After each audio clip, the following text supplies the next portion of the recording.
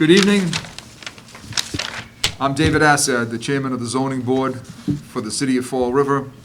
It's 6 p.m. on Thursday, December 16, 2021. We are meeting at One Government Center in the first floor hearing room. Pursuant to Massachusetts General Law, Chapter 38, Section 20, subsection F, I hereby notify all persons in attendance that this meeting is being recorded with both video and audio devices. Fall River Government TV, Alex Memo, is recording both the video and audio version. If anyone desires to make an audio, video, or combination recording thereof, please notify me now and I shall make a public announcement of your intention. Our recording secretary this evening is Christine Alex, the lady to my right.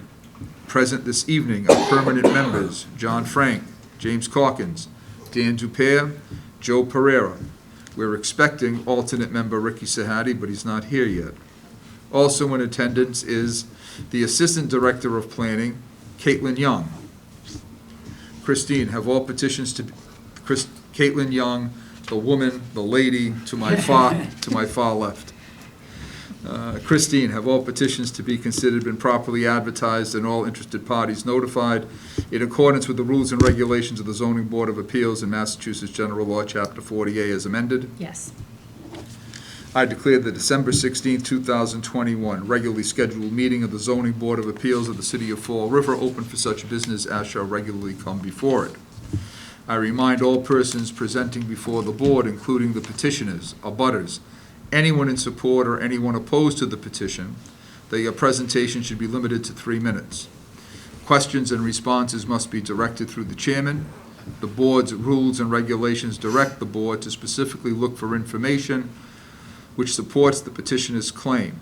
As such, the petitioner should identify and factually support the basis for the petition. I hereby advise the petitioners and all interested persons that this board is the Zoning Board of Appeals. This board's authority exists pursuant to Massachusetts General Law, Chapter 40A, and is limited in scope and deals with the use of land as regulated by Chapter 86 of the ordinances of the City of Fall River. Additional permits, licenses, reviews, and/or approvals may be required for the specific development and/or use which is the subject of the petition before the zoning board this evening. The clerks in the building, planning, engineering, and licensing departments are competent in the discharge of their duties as clerks. They are, however, not lawyers and are not competent to give legal advice. The action taken by this board has a real and lasting effect upon the title to your real estate. I urge all petitioners to seek competent legal counsel before filing your petitions and after a decision of the board has been made. For example, there is a City Ordinance 2015-11, Section 10-1 requiring site plan reviews. A copy of the ordinance is available at the city clerk's office or from the planning department. I remind everyone that the building inspector is the zoning enforcement authority, and you're here this evening because the building inspector has determined that your proposed action is contrary to the City of Fall River's zoning ordinances. The city charter, section 9-18, mandates that all multiple member bodies develop and adopt rules or policies for public comment. We have adopted such a policy, which in short provides for citizen input on zoning board specific matters at the end of this meeting. I disclose that an official copy of the Fall River zoning ordinance is available at the city clerk's office.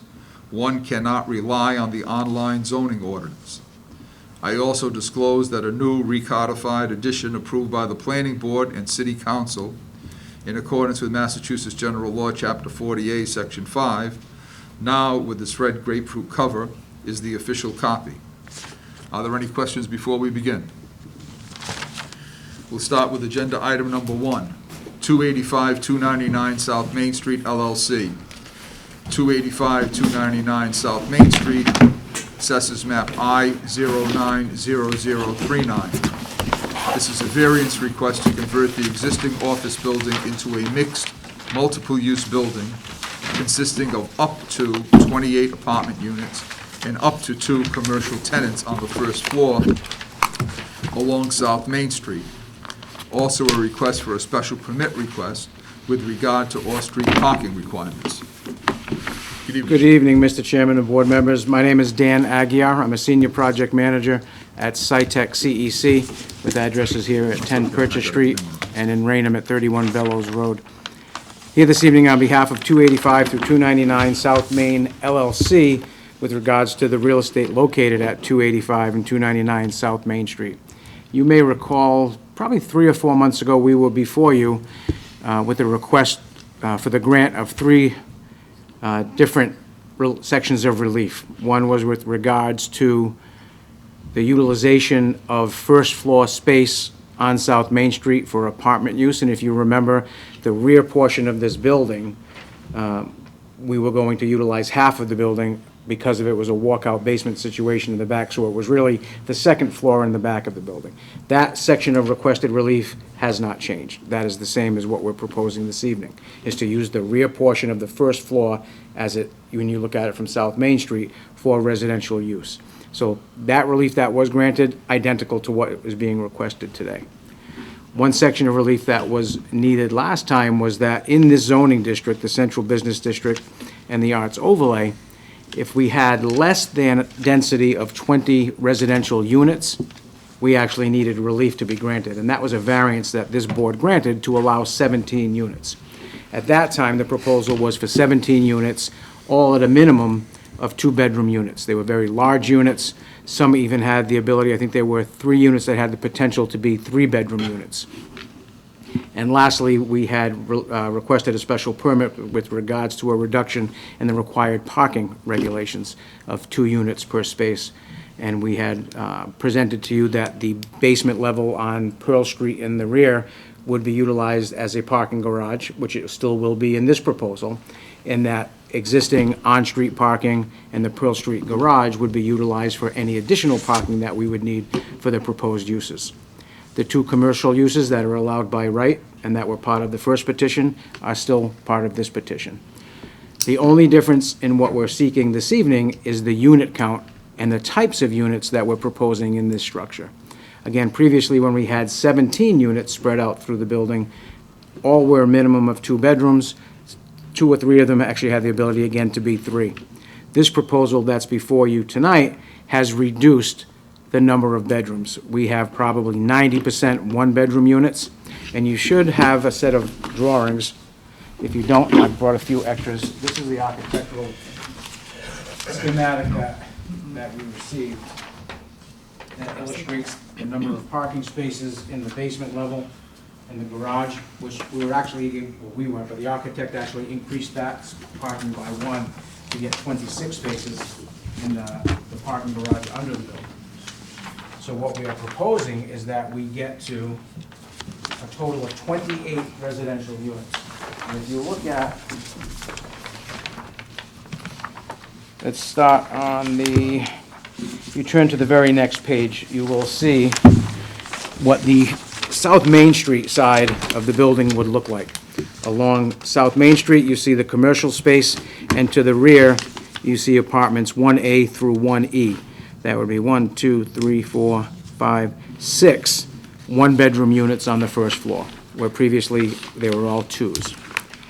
If you turn the page and look at the next floor, you'll see that we have 1, 2, 3, 4, 5, 6, 7, 8, 9, 10, 11 total units, all being 1-bedrooms, with the exception of 2 units that would be 2 bedrooms each.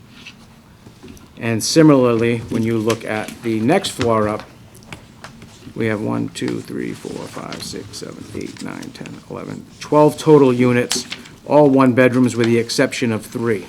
So when we look at the total bedroom count for the structure, we've actually reduced the number of bedrooms by 1 by converting all of those 2-bedroom units into 1-bedroom units. And you can see the types of units that we are proposed now are much smaller. The original plan, they were very grand apartments that could actually house a family. When we had gotten the approvals from the board and the owner of the property went out to seek some financing options utilizing some state agencies, and Mr. Ken Fiola can probably add to some of this, they kind of frowned upon the unit size and the bedroom count in the previous plan, where they wanted to see a higher density, lower bedroom count development in these reutilization of buildings. And that's what brings us back to you. That in order to meet some of the standards that they're putting on us, this is the plan that they would like to see. So the project in general is almost identical. The type of housing that's being proposed is a little bit different, and it's what they feel is more in need in this immediate downtown area. So the need for additional bedrooms, family location, was decided upon that that wasn't the way to go. So we're here this evening tonight requesting, again, 2 sections of relief. The unit count is allowed by right, so that's not an issue. The utilization of the rear of the first floor for residential purposes, that relief would still need to be granted with a variance. And the special permit with the reduction of parking is still needed. So we would have 26 on-site spaces, and the utilization of on-street parking and the Pearl Street garage would make up the remainder of whatever parking would be needed. Again, when we have one-bedroom units of this size, similarly to what we've had approved in other locations in the downtown area, a parking rate of 1-to-1 is what has normally been approved in these downtown locations. So that's, we're asking for a similar type of relief with making up 2 of the spaces that we can't meet by utilizing the on-street parking and the Pearl Street garage. So if you have any specific questions or anything with regards to what I mentioned dealing with the state that Mr. Fiola could answer for you, I'd be more than glad to answer any questions you have. Thank you. Members of the board, any questions? No? Go ahead. Go ahead, Jim. We granted it last time. Yes. Yes. So if on the first floor it already exists, the variance, or if we change part of it, does that whole variance change? We want, I think the chairman will agree, it would be cleaner to have one approval, not referencing 2 separate approvals. Because you're looking at the project as a whole, not segmented Well, really when you that's vote. what I'm- Right. So I think the relief would need to be granted again. Yes. Yeah, really, And I'm not- it has to supersede. And you the prior. get into the issue we had last, do we say we revoke? Right. Yeah. Yes. Do we? I was just gonna say the same It's the same, it's the Can we same. get John going? Can we still pick one or the other, or which one are we doing? You know, Yeah, I I think- don't agree with that at all. But But procedurally, they're coming in a new design, so it's a new proposal. So I understand, yeah. I know you do, I know, but I mean, what do? Do you say now we're gonna condition the grant of this on the revocation of the prior one? John, so that you know, the way that that vote took on that project ended up working out the way that it should, because the new grant was appealed, from what I understand. That's what I was. Oh, it was? I don't know. No, it didn't end up getting? I don't know. Oh, no, We never okay. received anything. Oh, I thought there was a about letter an that came in appeal that, on the- for an appeal. So- Oh, okay. Mr. Fiola, is there anything you'd like to contribute to the board this evening? Sure. So I think Mr. Aguirre has pretty much did a good job in terms of the explanation of the project. As noted, I've been working as a consultant to Dr. Izedian to help facilitate this project. We were able to secure a $400,000 grant from the Department of Housing and Community Development to help offset costs for the roof as well as the elevator, assuming that the project moves forward. The redesign of the project, I think, is in keeping with the preference of the state in terms of the types of units they'd like to see there.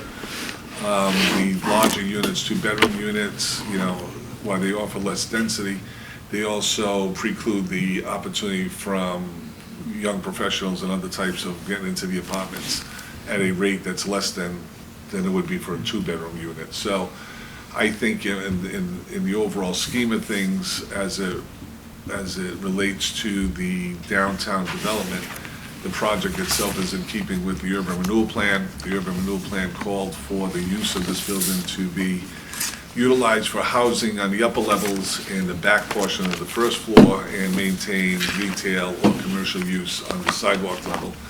And we're also looking to move in a direction where we're not requiring as much parking, and out of the hope of people using public transportation or just, you know, using other means of transportation to get to and from where they want to go. So This is going to be a significant investment for the downtown.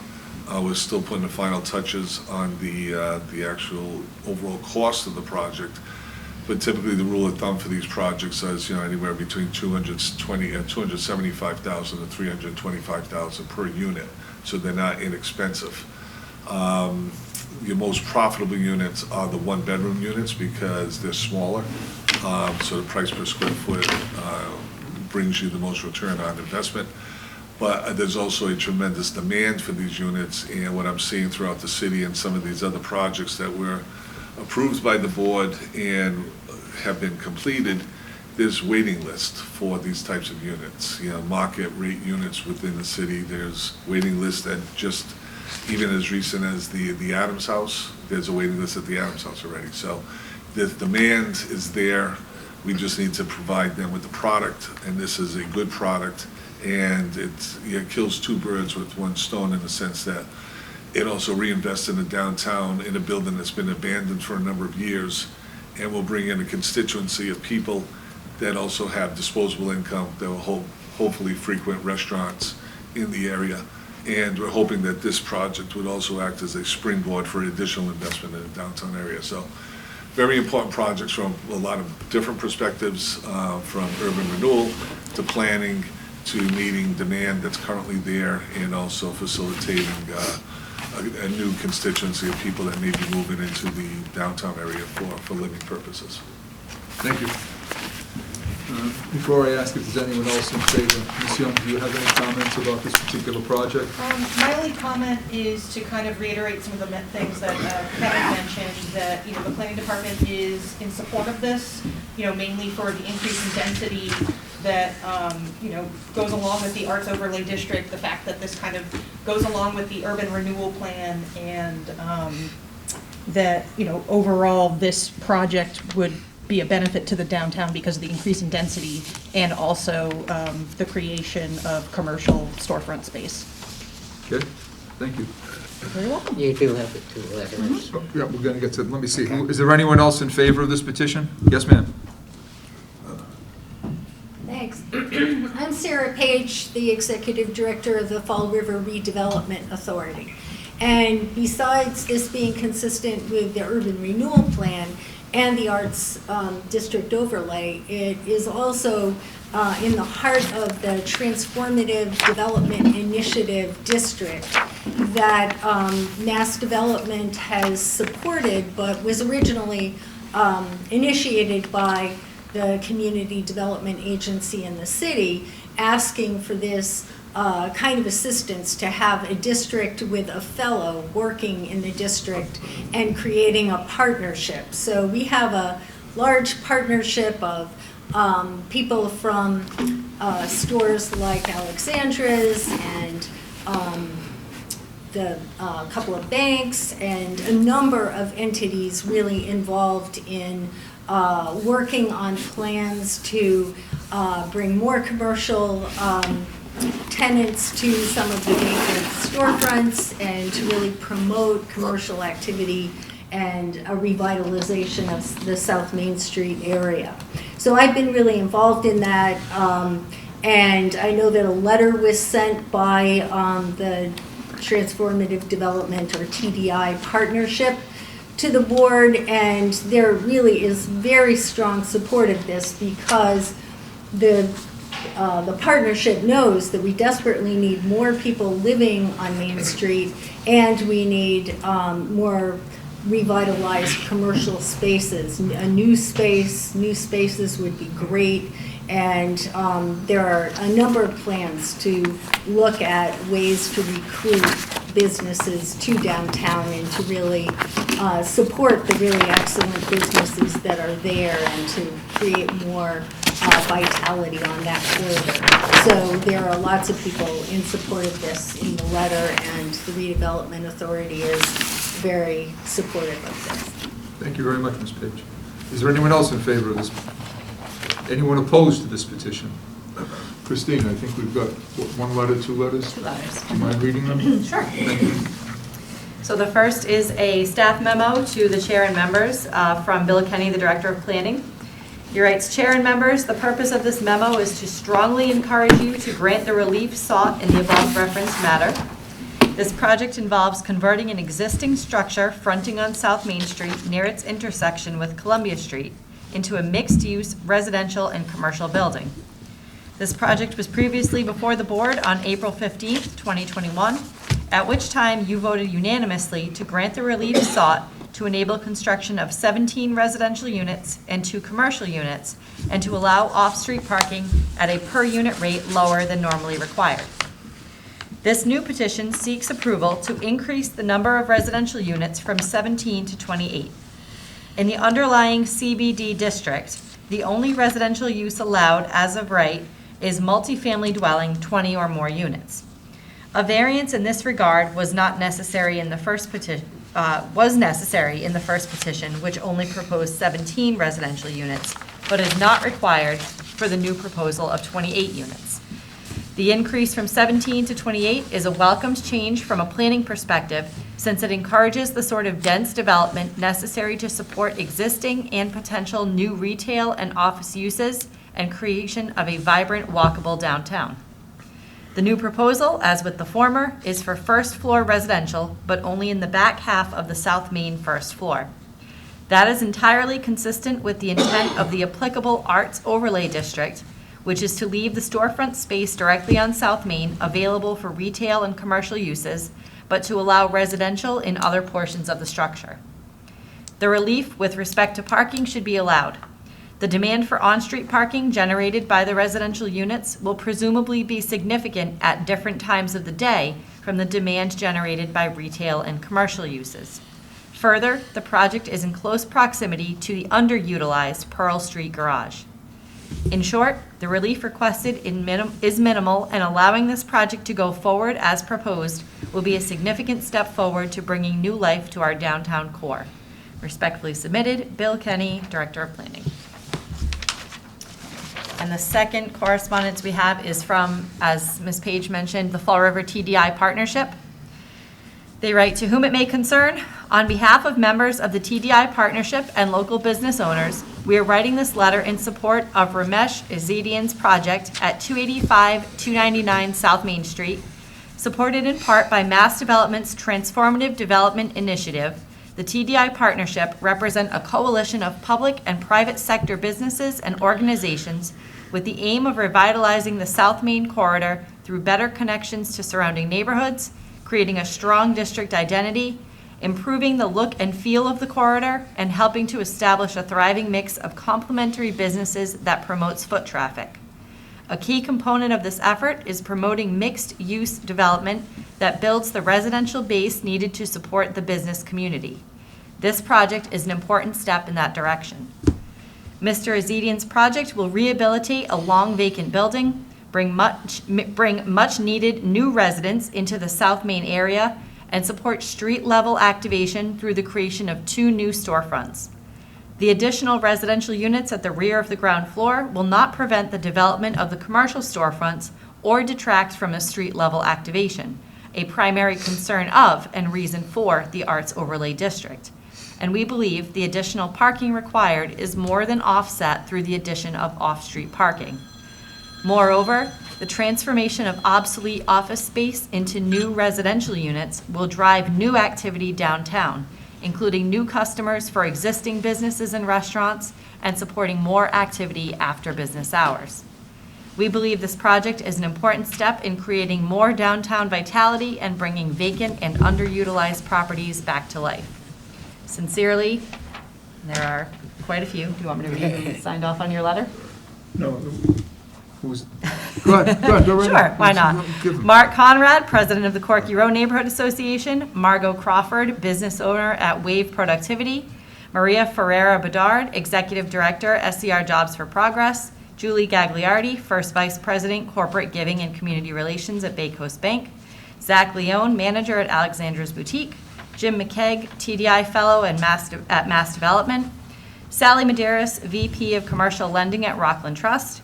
Chris Nielsen, Director of the Business Innovation Center. Michael O'Sullivan, Co-CEO, One South Coast Chamber of Commerce. Patty Rigo, District Director, Viva Fall River. Todd Salpetro, owner at TJ's Music. John Vasconcelos, President of the South Coast Community Foundation, John Barrow, owner at the Tax Consultants Incorporated, and Samuel Walker, Executive Director, E for All South Coast. And that's all the communications we received. That is all. Thank you for reading those into the record. All right, members of the board, you've heard the presentation, you understand what they want to do, you've heard who's in favor, who's opposed, do they meet the requirements for a variance? Do they meet the requirements for the special permit for the reduction of the parking? I'll make a motion to approve.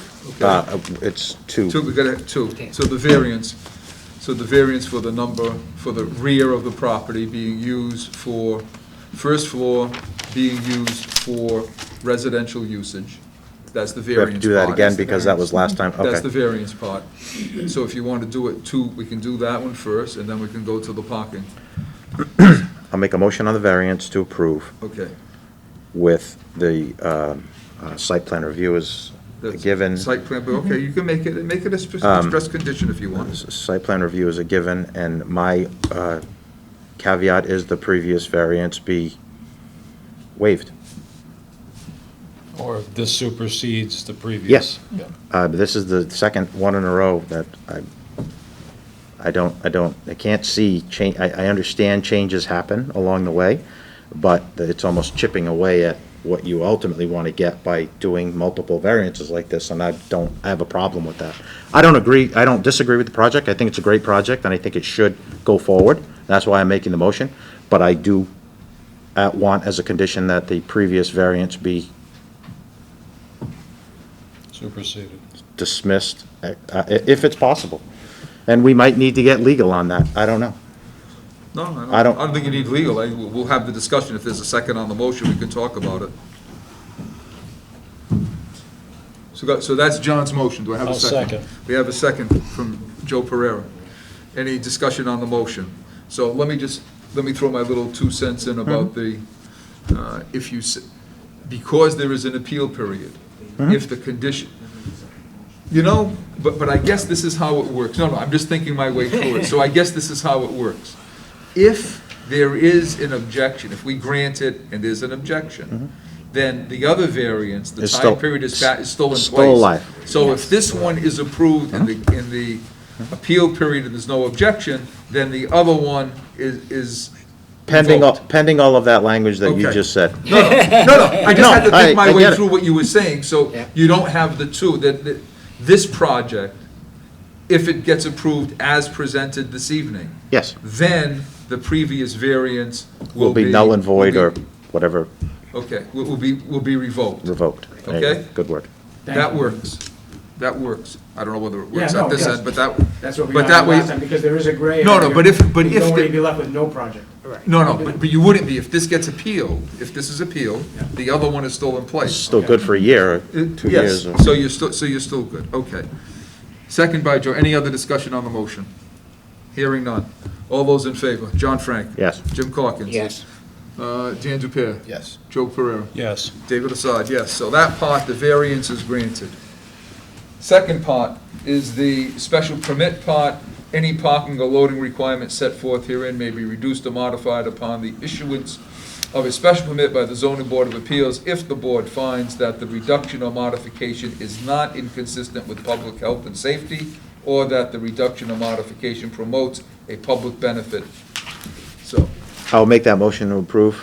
So John Frank makes a motion to grant the special permit with a finding that it's, It's not that- it's not inconsistent with public Inconsistent. health or safety. With 26 on-site parking spaces and additional parking at the Pearl Street parking garage. Okay?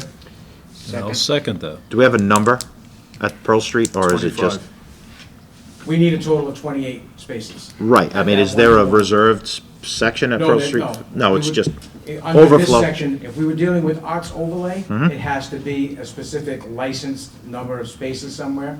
Under the granting of 86-445, the utilization of on-street parking or municipal facilities in general is how that would vote. So if you're moving under 86-445, no specific space needs to be reserved in another location. Your plan says 25 parking spaces provided via Pearl Street parking. That's why I asked. The plan.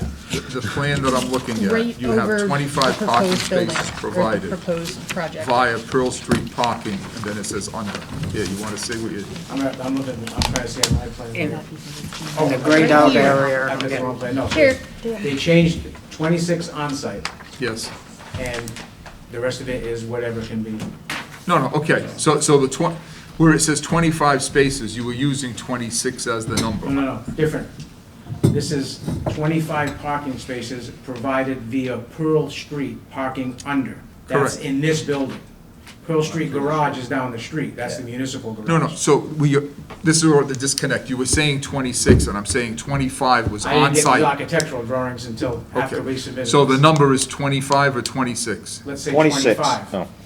The plan says 26 on site. The architectural plan. Yeah. But this was, I would like a little fluff. I did not do the parking plan, the architect did. Architects sometimes don't take certain things into consideration. So I would request to move with the plan that was presented 25, by. 25. Okay. 25 on-site. 25 on-site. 25 on-site, other ones via the Pearl Street garage and on, okay. That's my motion. That's your motion. Do we have a second? Second. Second, Jim Corkins. Any discussion on the motion? Hearing none. John Frank? Yes. Jim Corkins? Yes. Dan Jacea? Yes. Joe Pereira? Yes. David Assad, yes. So those two components were granted. That Thank you very petition was much. granted variance and special permit. Thank you. Thank you all for coming out this evening. Happy holidays. Agenda item number 2, Raymond and Elizabeth Prevost, 31 Moore Street, Lot F1336. A variance and special permit request to construct an addition to an existing structure and converting said structure from a single-family dwelling into a two-family dwelling. It's in an R4 two-family district. No, this is in S. No, it's in an S. It's in an S district. Yep. Plan says S, application says. I know, okay. I wish it was an R4. Yeah, no, I don't know, when I was, before I, well, what was missing on the agenda with the, and I looked at the plan, but when I looked at the assessors map before coming here, I thought it was an R4 two-family district, and I was, but anyway, go with it. No, actually, well, in the agenda, it doesn't actually. No, it doesn't. There's say. nothing. Well, It that's doesn't good, say anything. Because that would have been an issue, so that's good that it does not. Again, for the record, Dan Aguirre from SciTech CEC, here this evening on behalf of Raymond and Elizabeth Prevost, who own the real estate at 31 Moore Street. If you're familiar with this area, Moore Street comes off of New Boston Road, just about at the top of Oak Grove Avenue, just almost directly opposite of Oak Grove Avenue. The Prevosts have lived at 31 Moore dating back to 2012. But more importantly, their family has owned this dwelling as well as the dwelling at 53, dating back to, and I think it's dating back to 1966. So the occupant of 31 Moore Street, her mother still currently lives at 53 Moore, and she is at a point where she's getting to the point where she's unable to live by herself and would like to be able to stay in this neighborhood and would like to move in with her daughter at 31 Moore Street, and the house at 53 would then be sold to another family that could come into this neighborhood and enjoy their life. So when we're here this evening, we're asking for a variance. This is not a special permit, this is a variance for this structure to be built. So there is zoning relief with regards to setback that we would first need to have granted, and that would be 8 feet to the southerly abutter and 11 feet to the easterly abutter. You see, we've got an odd-shaped lot where that back corner of this, what would have been a rectangular lot, was cut out at some point in time with the odd shape of P1369 adjacent. So the proposed addition would need that relief, that setback relief. When you look at the other dwellings in the neighborhood, you'll see that they are all located well within the required setbacks of a 25-foot front yard, 15-foot side, and a 25-foot rear yard. This lot also has an existing garage that you see off to the northwest corner of the property, northeast. So when we looked at what is the best place to put this addition, the only way that we could actually connect this addition to the existing structure is in the location that we have proposed. The existing garage and the driveway that runs to it from Moore Street would preclude us from putting it directly on that north side where setback relief would not be granted. So logistically, the location that we have proposed is what would be, advantageous for the applicant. With regards to the proposal of the conversion to create this in-law apartment, and this zoning board cannot look at it differently as an in-law or a two-family. The zoning bylaw does not differentiate, we've had this discussion many times, between one or the other. Should that be changed? Many municipalities have made that change, and maybe in the near future, this one will do as well. But for now, you do have to view this as converting this structure to a two-family structure, regardless of who I tell you is going to live there. But it is going to be the homeowner's mother that lives at 53. When you look at the neighborhood, we are in a neighborhood that is pretty much 100% non-conforming for one reason or another with regards to land area, frontage, and use. If you look directly across the street, there are 2 3-family dwellings that are located directly across the street, 2 impacted abutters. Additionally, as we travel along New Boston Road, you'll see that every home along New Boston Road that is adjacent to where this addition will be constructed are also 2-family dwellings. As we come up on the side onto Ellsbury Street, we do have a single-family home on a non-conforming lot, and then we actually have a group home at 38 Ellsbury that you see tucked up in the top right-hand corner. And then directly north to us is the existing single-family home owned by the applicant's mother, and then another single-family home directly north of that, both on non-conforming lots of about 6,000 square feet, where 12,000 square feet is required. So when you look, you'll see that this is one of the larger lots with the smallest amount of building coverage on it in the neighborhood. This would allow the homeowner at 53 to remain in this neighborhood as she has dating back to 1966, and it would create a substantial hardship on this family for this not to be allowed. So we would request that you would grant the relief and that this construction could take place, and they could move the abutter in 53 back into their home at 31 and care for her with whatever remaining days she might have. How big is the addition? It's approximately 34 by 36. We haven't gone to the point of having architectural drawings. We're going to live within this footprint that's on it, so it would be no bigger than that. How many bedrooms? 1 bedroom. It's going to be a 1-bedroom. It's going to be a 1-bedroom. And the reason why you're doing it as a 2-family is because there's going to be a kitchen in there. That is correct. Yeah. Separate entrance? There will be a separate entrance.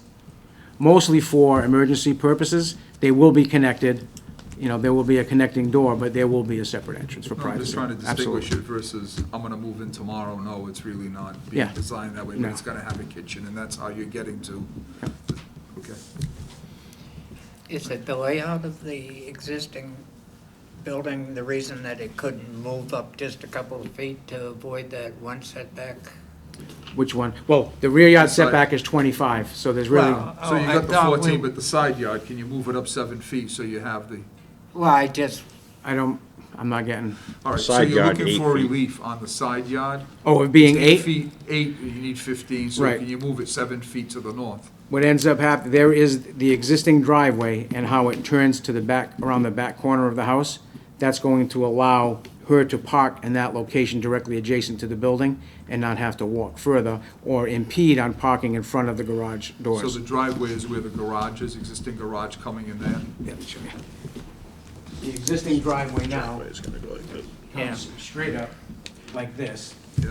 This is going to give her the ability to park park here right for there. herself and be directly adjacent to the proposed I got it. addition. Okay. So again, the existing driveway does this. This will allow her to do this and park directly adjacent to the door where she can walk. and if it moved over, it would then block, Then if she then parked she here, it park would block in front of the that. doors or have Yeah. to park on this side and Got walk it. over. Plenty of room for at least 4 off-street parking, correct? Oh, absolutely, yeah, so there's room now, I think, for 4 in the garage itself, so no, the condition of a minimum of 4 off-street parking spaces is not an issue. Okay. Anything else? No? Anything on this side, Joe? Dan? Is there anyone here in favor of this petition? Is there anyone here opposed to this petition? All right, you hear what they want to do? This is, Move approval. Jim Corkins make a motion to approve conditions for street parking spaces. It's there anyways, Yeah. you can add it. And the two waivers, rear yard, a 14-foot That- waiver, side yard, 7-foot waiver? Right. Ms. Young, I didn't ask your opinion. Is there anything that we should know from the Director of Planning? No, I have nothing else to add. Thank you. I'm sorry I should Thank have you. told you. It's okay. All right. So that's Jim's motion. Do we have a second on the motion? Second. Second, Dan Dupere. Any discussion on the motion? Hearing no discussion on the motion, we have John Frank, Yes. Jim Corkins, Yes. Dan Dupere, Yes. Joe Pereira. No. No. Chairman aside, yes. So the vote is 4-1. That petition is granted. Thank you very much. Thank you. Before you excuse yourself. You want to bump 3, David, just in case Rick shows up? I've got a bunch anyway. Yeah, because I'm looking, I don't see Rick and I don't see, so I think maybe, because Let's table it till table the it end to of the the meeting. end, that way if and then he we'll shows figure it up, then you can decide whether or not go forward or not go forward. It's been such a pain petition, I know, but No, it's gotta get done. I mean, it's Yeah. gotta get done, and unfortunately, I shouldn't hear it. Agenda item number 4, Divine Development LLC, 65 Brayton Avenue, Lot F16, 0006. Special permit request to subdivide the existing parcel of land into 2 parcels, leaving an existing multifamily dwelling on 1 parcel while leaving an additional multifamily dwelling on a 2nd parcel. Both structures were built prior to 1954. good evening again for the record, Dan Aguirre from SciTech CEC. Thank you. Here this evening on behalf of Divine Development LLC, who owns the real estate at 65 and 61 Brayton Avenue. This is a petition, a special permit under 86-423B that you're all very familiar with, that allows us the subdivision of a parcel that contains 2 residential dwellings that were constructed prior to 1954. What we did was we went out, after we've done our survey, and created the most logical lot lines that we could, giving some side yard area to lot number 61, a 10-foot access and utility strip from Brayton Avenue back to 61, and then leaving 65 on a squared-off parcel with frontage along Brayton Avenue. The existing 3-family, which is number 65, would be on parcel number 2, and the existing 2-family in the rear would be on parcel number 61. No fences would be constructed, and whatever monumentation that the board requests would be set. There is currently no off-street parking.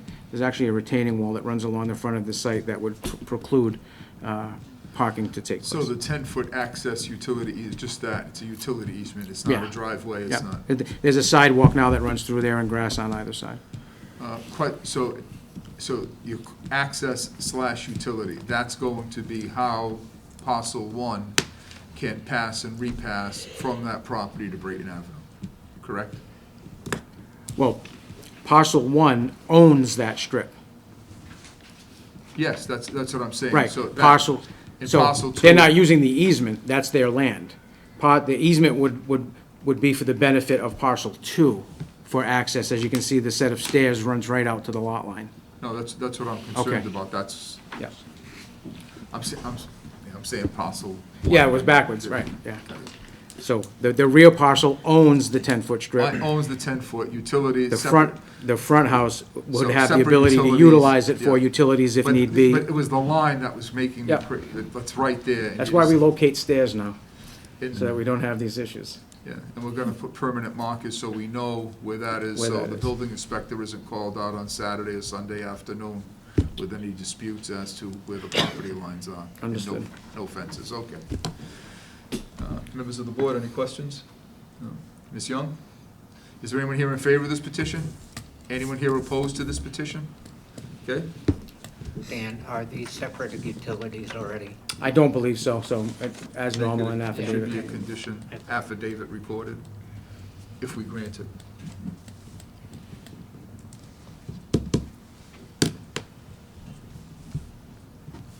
Okay, motion to grant, motion to deny, what do you want to do? I'll make a motion to grant. John Frank, motion to grant, conditions, Separate utilities. separate utilities, Separate. affidavit to be recorded, permanent markers, or boundary markers to be placed as a condition, No fences? No fences. no fencing. Okay, I'll second. Who's that, Dan? Dan Dupere, second. Any discussion on the motion? Hearing none. John Frank? Yes. Jim Corkins? Yes. Dan Dupere? Yes. Joe Pereira? Yes. Chairman Assad? Yes, petition's granted with those conditions. Thank you very much. Thank you. Agenda item number 5, not to be confused with the previous one, Divine Holdings LLC, 219-225 Mulberry Street, Lot I-040020. Special permit request to subdivide the existing parcel of land into 2 parcels, leaving an existing multifamily dwelling on 1 parcel while leaving an additional multifamily dwelling on a 2nd parcel. Both residential structures were built prior to 1954. Good evening again for the record, Dan Aguirre from SciTech CEC, representing Divine Holdings, not Divine Development. So 2 different, same manager, different name, with regards to a fairly similar petition than you just looked at. This is located at almost at the northeast corner of Hope Street and Mulberry Street. And currently on the property, there is an existing 6-family dwelling that you see located to the very front east of near Mulberry Street, and to the rear of that, a rather small 2-family dwelling numbered 225. You'll see a number of parking spaces delineated on this plan. Those are existing spaces. This entire area is paved currently, and it is accessed by Hope Street. As you can see the building out on the front, the 6-family, there is no room for a driveway. At some point in time, all of these properties were owned by the same people. And we've been able to retain a utility and access easement so that the utilization of this parking and utilities will remain. And that can be made a condition that that easement needs to be granted and recorded prior to the endorsement of the A&R plan, or however you want to ensure that that easement is in fact secured, because that really does make this work or not work. So the parcel to the rear would sit on 3,694.5 square feet. It will have 0 street frontage. The existing building out front, the 6-family, will retain the existing 55 feet of frontage along Mulberry. Both properties, utilizing the rear parking area, will be able to utilize the existing access easement heading out to Hope Street. That is all currently paved and is the driveway that does service this rear parking area as it currently exists.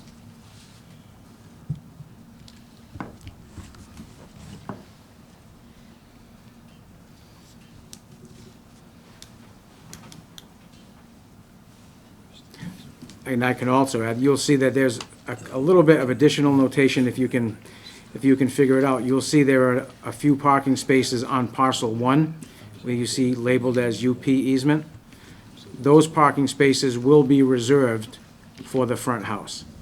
So the existing 2-family dwelling in the rear will have the 4 parking spaces that you see directly under the word parcel 1 with the area given. So we'll be able to provide, 2 spaces per unit for the 2-family, and then because the existing 6-family is up on Mulberry Street and can utilize on-street parking, it will retain the existing 1, 2, 3, 4, 5 existing spaces, and will utilize 1 on-street space for a rate of 2 spaces per unit. 1 space per unit, I apologize.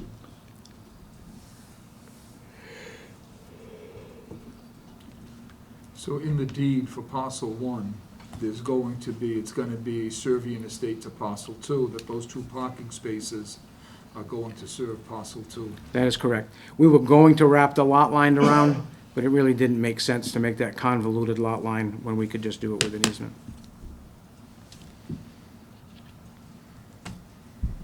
It gives the homeowners at 225, the 2-family, greater ability to maneuver around the outside of their building for repairs and things of that nature, rather than create a lot line that wrapped around those spaces. The access utility easement, Yes. 16 feet wide by Yeah. 54, who owns that? Who's?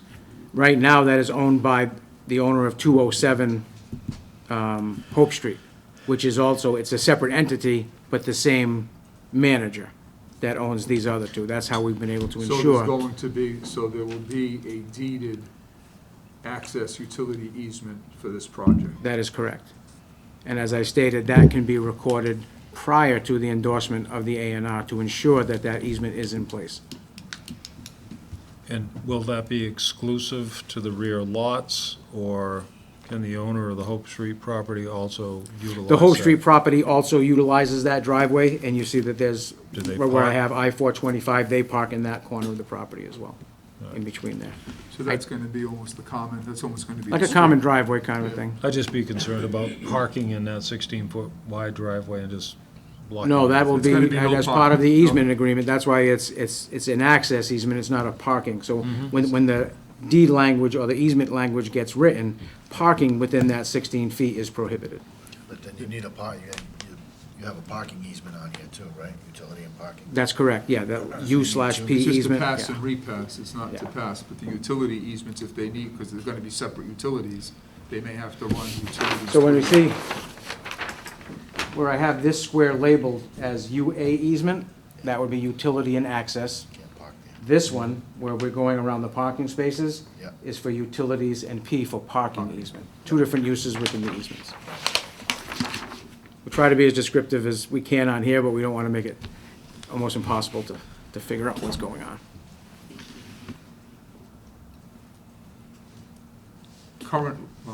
Currently, 225 doesn't have any access or parking anyway. No, the back house, Yeah. they all park in this parking No, area no, I right now. got it, they all park, but the only way they're getting in, because they're not getting in off Mulberry Street, they're all getting in off. Oh, the Oak access Street. is not changing, we're just creating Yeah, no, formal no, lines just- that allow them to do it, right. But there is no formality at this point. No, There's no, so this will So that- secure it a would be- formality. It would form, if So we, if- if we if- grant it, there will be a Right, condition. if the property, were the property today on Hope Street to change ownership, they could just block that off. That's correct, That's and we'd have correct. no off-street parking. Luckily, we're dealing with the same owner right now. Yeah, Can't get to the house. today. Right. But the condition being, as Dan suggests, no endorsement until till that written, recordable easement is created. Accessing utility. And that's why going through this special permit process is the right way to deal with these, not through an 81L exemption that would just No, it's allow no the good. planning. So this can put the types of conditions that create a better situation and alleviate headaches down the road. Agreed. Okay. Anyone here in favor of this petition? Anyone here opposed to this? Yes, yes, sir. Yeah, identify Yes, yourself, my name please. is Michael Agia. I'm the owner adjacent to 225 and 219. I just got one question. Wait, which way? 231 Memo Street, the next house up. 231. What, yep. I think I have it labeled as The 207. alleyway? Oh, you're 207 No, No, 231. it's got to be numbered wrong. On Memo Street. on Mulberry? Yeah. South, this one. It's the six. It's the plan. Yes, Oh, you I-472. got 207. Yes, the I got it, alleyway I got is in between 219 and I got it, I 231. see it. Yes, sir. Yeah, the only, the post against it is, their sewer line is connected to mine. And, that, if they change the deed, they're not grandfathered in anymore. I want it off. I don't want it attached to my sewer line. Well, this is what I think is going to happen, sir. One of the requirements, if this gets granted, is Yep. going to be separate utilities. Yep. So if your utility, if your whether it's your sewer line or it's whoever's sewer line is connected, Yep. sewer lines need to be separated, so every house, everything there has to have a separate Yeah, utility. because, the adjacent house above me, 241 241. and 43 is attached to my sewer line too. Because it was all owned by the same owner Yeah, when my father bought it in 1952. So it was all grandfathered in. There's 3 houses attached to the to sewer that one line. sewer line. And it comes out in between the houses and the alleyway, and it goes right into Mulberry Street. You don't own 241. Nope, my next door neighbor does. And he's grandfathered into my sewer line. It goes right, Yeah, no, I got it. right in the middle of the house. That's one of the big, you raise a perfect issue. Yeah. With these particular splits, this is one of the things Yeah. we always get confronted with. Yep. It's because, like I said, it's Separate gonna be a new utilities. deed, so it's No, it not. had nothing to do with the deed. No, The no. easement, the easement Yeah. that they have the right to use the sewer, Yep, if this board grants it, it'll be that every house on, at least, will have separate utilities. yep. So if they're combining 207 through one of theirs, they will need to separate it and have 207 have a separate one, and whatever, 219, 225 have a separate one, and 225 have a separate utility. So we don't have that combined. Yeah, Okay? Yep. Thank you. Will not affect the 241. Two- No, 241 is two, no, 241. whatever's happening, they're not before the That's not board. the next house I'm up, not yeah. saying it, we will Yeah. not. that He one. tried to get it changed, but he had to go through my property and down to Hope Street. He's gonna have to deal with Yeah, this there's no gentleman. way. But the combination of 219, 225 going through his. It's actually 225, it's actually tied into Yes. my sewer line. Okay. So that's, Ms. Young, did I ask you if you had any input on this? No, all of my questions have Thank you. been answered previously. I must be getting old. Go ahead. So, do we have, gentlemen, motion to grant, motion to deny, what do you want to do with this thing? Motion to grant with conditions, or is this one of those ones that is just too horrible to grant the, to grant it? I move the grant with recording of the, is there another comment? What is that? Oh, I don't know, yeah. Go ahead, before we start, go ahead. Related. Yes. The 225, that driveway will become a road or still a driveway? Driveway. Off Hope Street, Yes. what's that, all that's going to be is a driveway. It's not a road. So how's the? Access in and out, that's it. How's the, The access to the back house, it will still be the driveway? Yes. That's the only entrance to get in? That's what it'll be on there. Same way it is Then now. how's the The same people, way, the same way it is right now. then how's the people gonna get into the back house? Are they gonna go through the alleyway to walk to one person's property going into the 225? They're gonna go out to Hope Street. They're gonna go onto Hope Street. So, Same way they do whatever now. exists right now stays there, nothing is changing.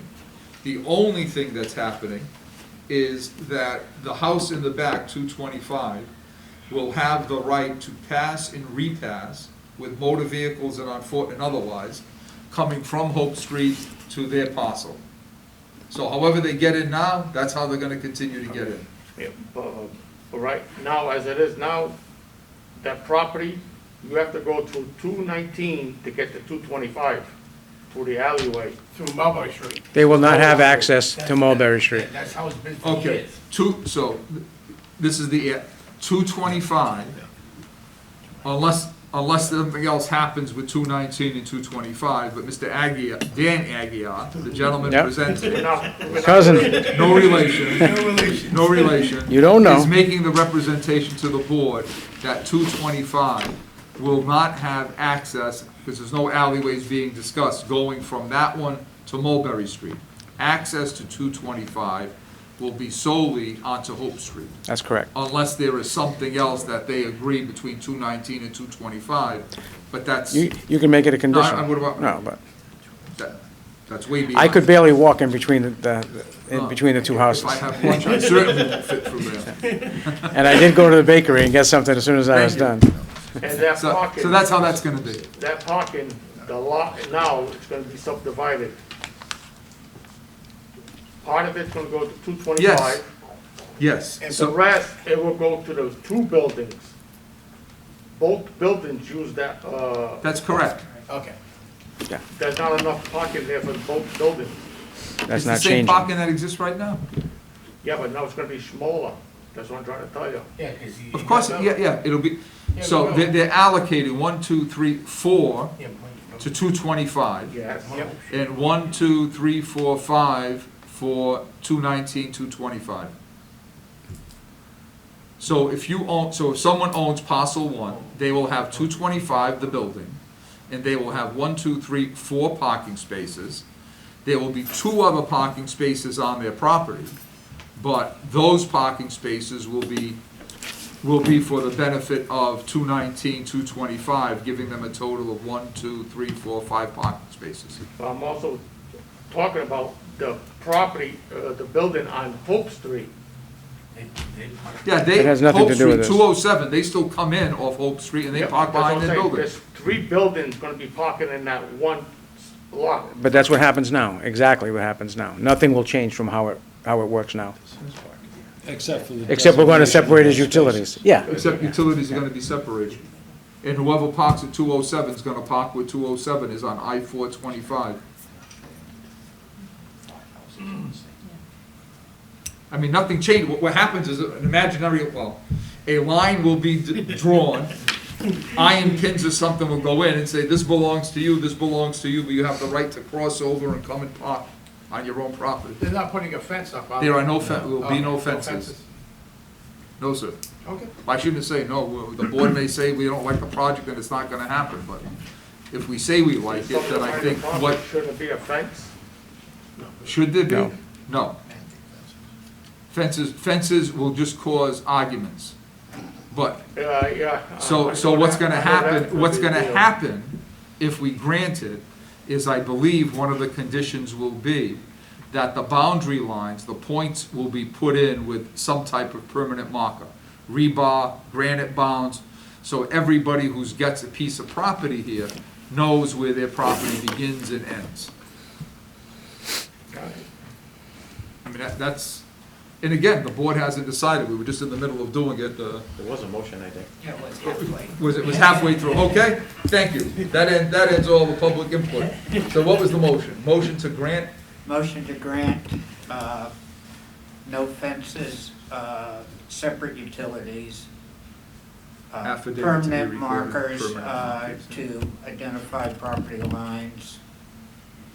easements easements. recorded prior to. Easements recorded prior to. Execution of the variance. A&R, A&R plan. endorsement of the A&R. The condition would be that the easements have to be recorded prior to the endorsement of the A&R plan. Okay. Does that work for you? That works Okay. fine with me, except that. Okay, so that's, friendly amendment. so that's Jim Corkins' motion. Do I have a second? Second. Second, John Frank. Any discussion on the motion? Okay. John Frank. Yes. Jim Corkins. Dan DePere. Yes. Joe Pereira. Yes. Chairman Assad. Yes. So that special permit is granted with those conditions. Thank you all very for much. coming out. Agenda item number 6. Mesa M. Silva, 169 Bond Street, Lot K 1939. Variance special permit request to construct an addition which will connect an existing single-family dwelling and an existing detached garage structure. Good evening. Again, for the record, Dan Aguirre from SciTech CEC, here this evening on behalf of Attorney Mesa Silva, who is the real estate owner at 169 Barnes Street. This dwelling is located on the northwest side of Barnes, maybe 3 or 4 houses down from County Street where O'Gill's Restaurant sits. So this is the location of the neighborhood that we're in.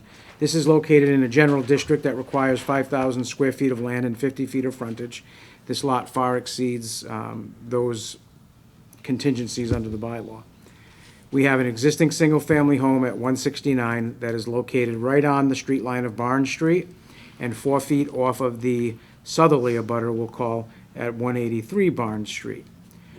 Behind this dwelling, there is an existing garage outbuilding, which is kind of like a she shed, is what I was call it. It's not, you can't get a vehicle in there because of the topographic relief from Barnes. So it's basically a glorified she shed that Mrs. Silva uses. What she would like to do at this point is to create an addition that's going to connect these 2 structures.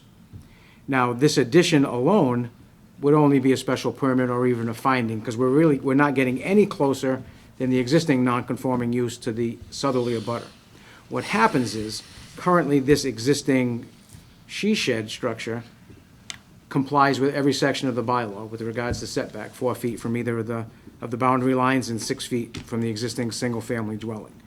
Connecting these will now make that be a non-conforming. So I did actually add a cover letter to this that I hopefully explained a little bit better if you did take the time to read it, but basically says what I just said. that this proposed addition, albeit by itself, is not at issue. The conversion of that existing structure from not being a detached is what the relief is needed, if that makes sense. Is it additional space, or is it just connecting a walkway, or? It's really gonna be like a breezeway kind of a space. It's gonna allow her to open up the back. She only, let me find the date when she owned the property. The amount of money, if you've driven by here, and I don't think maybe you did, but if you look at the amount of money that this woman has spent on this home at 169 Bond Street, the landscaping, the patio, stonework, retaining walls, it's stunning. So she's been there since '09. So she built this structure. She uses it for some gym space. It's fitted out. It's not for vehicles. So this will allow it to be utilized as She's one got that other one garage, building and too. not have to walk outside over a patio to get to it. No, I got it. Not adding bedrooms, not adding kitchens. It's not, it's just connecting. Just space, It's just correct. connecting space, breezeway, walkway. That is correct. Okay. Okay. Members of the board, any questions? No. Ms. Young, any comments? No? Anyone here in favor of this petition? Anyone here opposed to this petition? Okay. I'll make a motion to grant.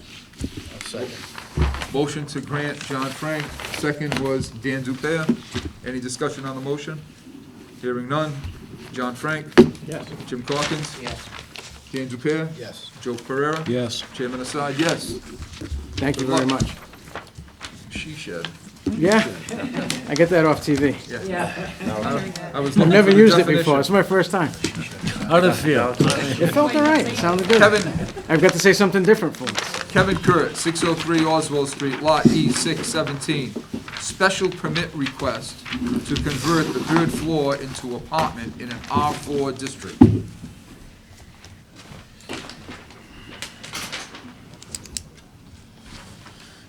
Good evening, sir. Identify yourself for the record and tell us what you'd like to do, please. Hi, my name is Kevin Kurt, owner of 603 Oswald Street. I am here to ask for a special permit in order to get a building permit to renovate an existing third story and make it an actual living apartment. It is adjacent to the zoning line.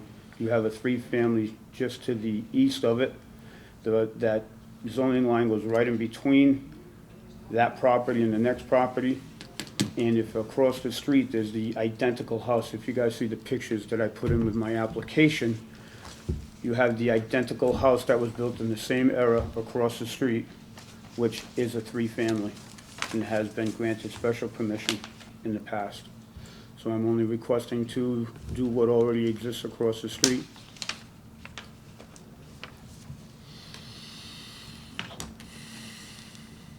My goal is to have an apartment to put my newly married daughter in.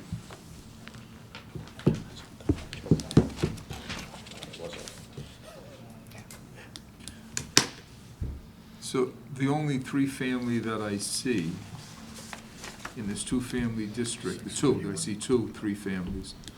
One is across the street that looks like a number 596. 596. And the other one is at 631, which is, there's one lot in between you. Yep, and then across the street there's, I'd have to look at the parcel because I don't know the number of it exactly. If you go 596, 1, 2, if you go 2 up from 596, there's another three-family as well. Oh, but it's not shown on the plan. You got Correct. E496. Correct. Mel's old house. That's that empty lot. All right. Do you have any off-street parking there? Yes. Do you That's in the empty lot to the left. Yes. Right, okay. I don't know if E6. any of you have been by to see it. Yeah, I was just looking at it online here. I drove by and I There wanted is to make off- sure that that there was is part of existing you. off-street parking. Okay, yeah. When I went for the permit, they told me I had to come see you because of the fact of where it sat in regards to the zoning. We said I met all requirements in order to do it. The only problem was is I was one lot down from the zoning line.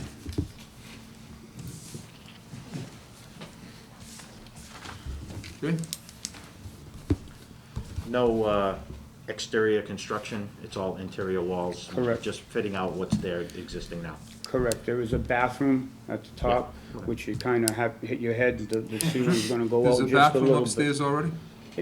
What was there, this was something that was, when I bought the house there, never even hooked up. So it's kind of like a haphazard thing. So I just wanted to do what should be done legally and do it right. So there's gonna wind up, just take a ceiling out and move it over, but no exterior, as you asked, no exterior. That's what I was asking, no exterior. Everything interior, permits, subject to building permits and, yeah, okay. Oh. All right, anything else on this end? No. Is there anyone here, Ms. Young, any comments? Is there anyone here in favor of this petition? Is there anyone here opposed to this petition? Okay, I'll make a motion to grant. motion to grant, Joe Pereira, do we have a second? Second, Jim Corkins, any discussion on the motion? Hearing none. John Frank? Yes. Yes. Jim Corkins? Yes. Dan Dupere? Yes. Joe Pereira? Yes. Chairman Assad? Yes. Good luck, Mr. Kurt. Thank you very much. Have a happy holidays. You too. Thank you. Agenda item number 8, Catahoula Realty Trust, 101 President Avenue, Lot O160001. Special permit request pursuant to section 86, 451, and 454 to allow the erection of a freestanding double-sided electronic message billboard. Now I gotta find it. Give me a second, I just picked up all my papers. Okay. Here we go. Can't Number get out of 8. your rhythm. Number 8. Hope I pronounced my name right. Good evening again, for the record, Dan Aguirre from SciTech CEC. Here this evening with regards to a property at 101 President Avenue owned by the Catahoula Realty Trust, who is represented tonight by Frank Marchioni. I think you probably all know Frank. This is with regards to the large plaza that sits at the bottom of President Avenue and along Duval Street, Dunkin' Donuts, Almack's Diner, and the plaza itself. Similarly to a proposal that we brought into you last month dealing with a billboard, if you remember, identical to this would be a V-shaped proposed billboard located along the Duval Street frontage within the parking area directly in front of the Dunkin' Donuts facility. And as we discussed at the last hearing under 86-451, and the subsection of 454, I believe, is where we ended up finding it, that it was determined at that meeting, and as we presented, that the Outdoor Advertising Board and Mass DOT will not even answer a call unless we come before you first. And just so that you know, that last project, as soon as we were able to get this relief, have started processing everything. So that was the linchpin to get them to start moving on. So this is just about an identical property, except we have a much easier site to deal with. We don't have Route 195, we don't have retaining wall easements, we don't have a tight squeeze of where the sign is going to be. This would be directly adjacent to Duval Street, a great location along what will be the lowered area of 79, the Western Expressway, once all that work does get done. So tonight, by a granting of a special permit, we are asking that you allow the erection of this freestanding double-side electronic message board. I know at the last meeting, we did discuss the message board at the existing car wash over at Big Blue. That is one of Frank's properties as well. So he's been through this process, and he was actually educated me, to help me deal with Tony's project as well a month ago. So we would request that the board grant the special permit, and we can begin our state permitting as well. If you have any questions, I'd be more than glad to answer them. It looks like each face is going to be 50 feet. That's correct. Identical sign to what you have now, correct? The V shape. 48, yes. What's the overall height? The overall height, we have not, because of dealing with Duval Street and the Western Expressway of when that's going to get lowered, the top of the sign would be no greater than 50 feet, I think we could live with.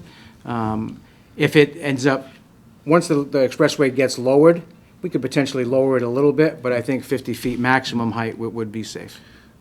Would the Commonwealth have the final say over that? Yes. That's correct. There's a number of permitting agencies that we need to get to, but again, as we stated last time, we can't get there until we get past here. The main agency would be the Mass DOT, Department of Transportation. Now, there's currently a sign in the corner of that property. There's a permit sign. Yeah.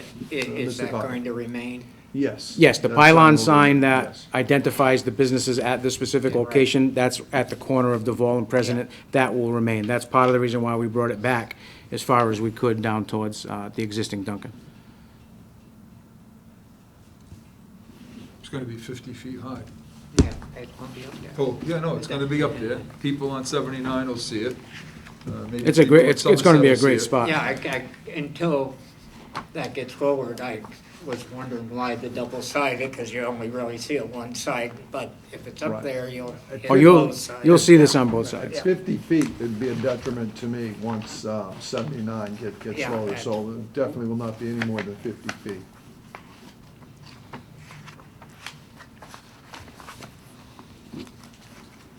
Okay.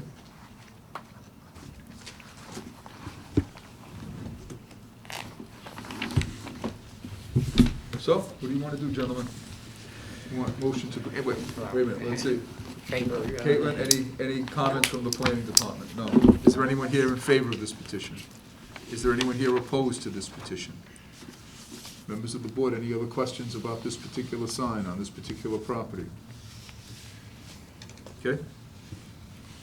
Can I get a motion to grant? It's a special permit request under 86-451 and under 454. But it's not, but it's 454, we're not really advertising your business, it's really going to be used for other, right? Right, Third correct. party. Right, as we said in the So last one, 451. 454, the granting of 454 is like a comfort umbrella. Yeah, I got You know. it, but I'm just, but I don't think it's gonna be, come on down and see me, Frank.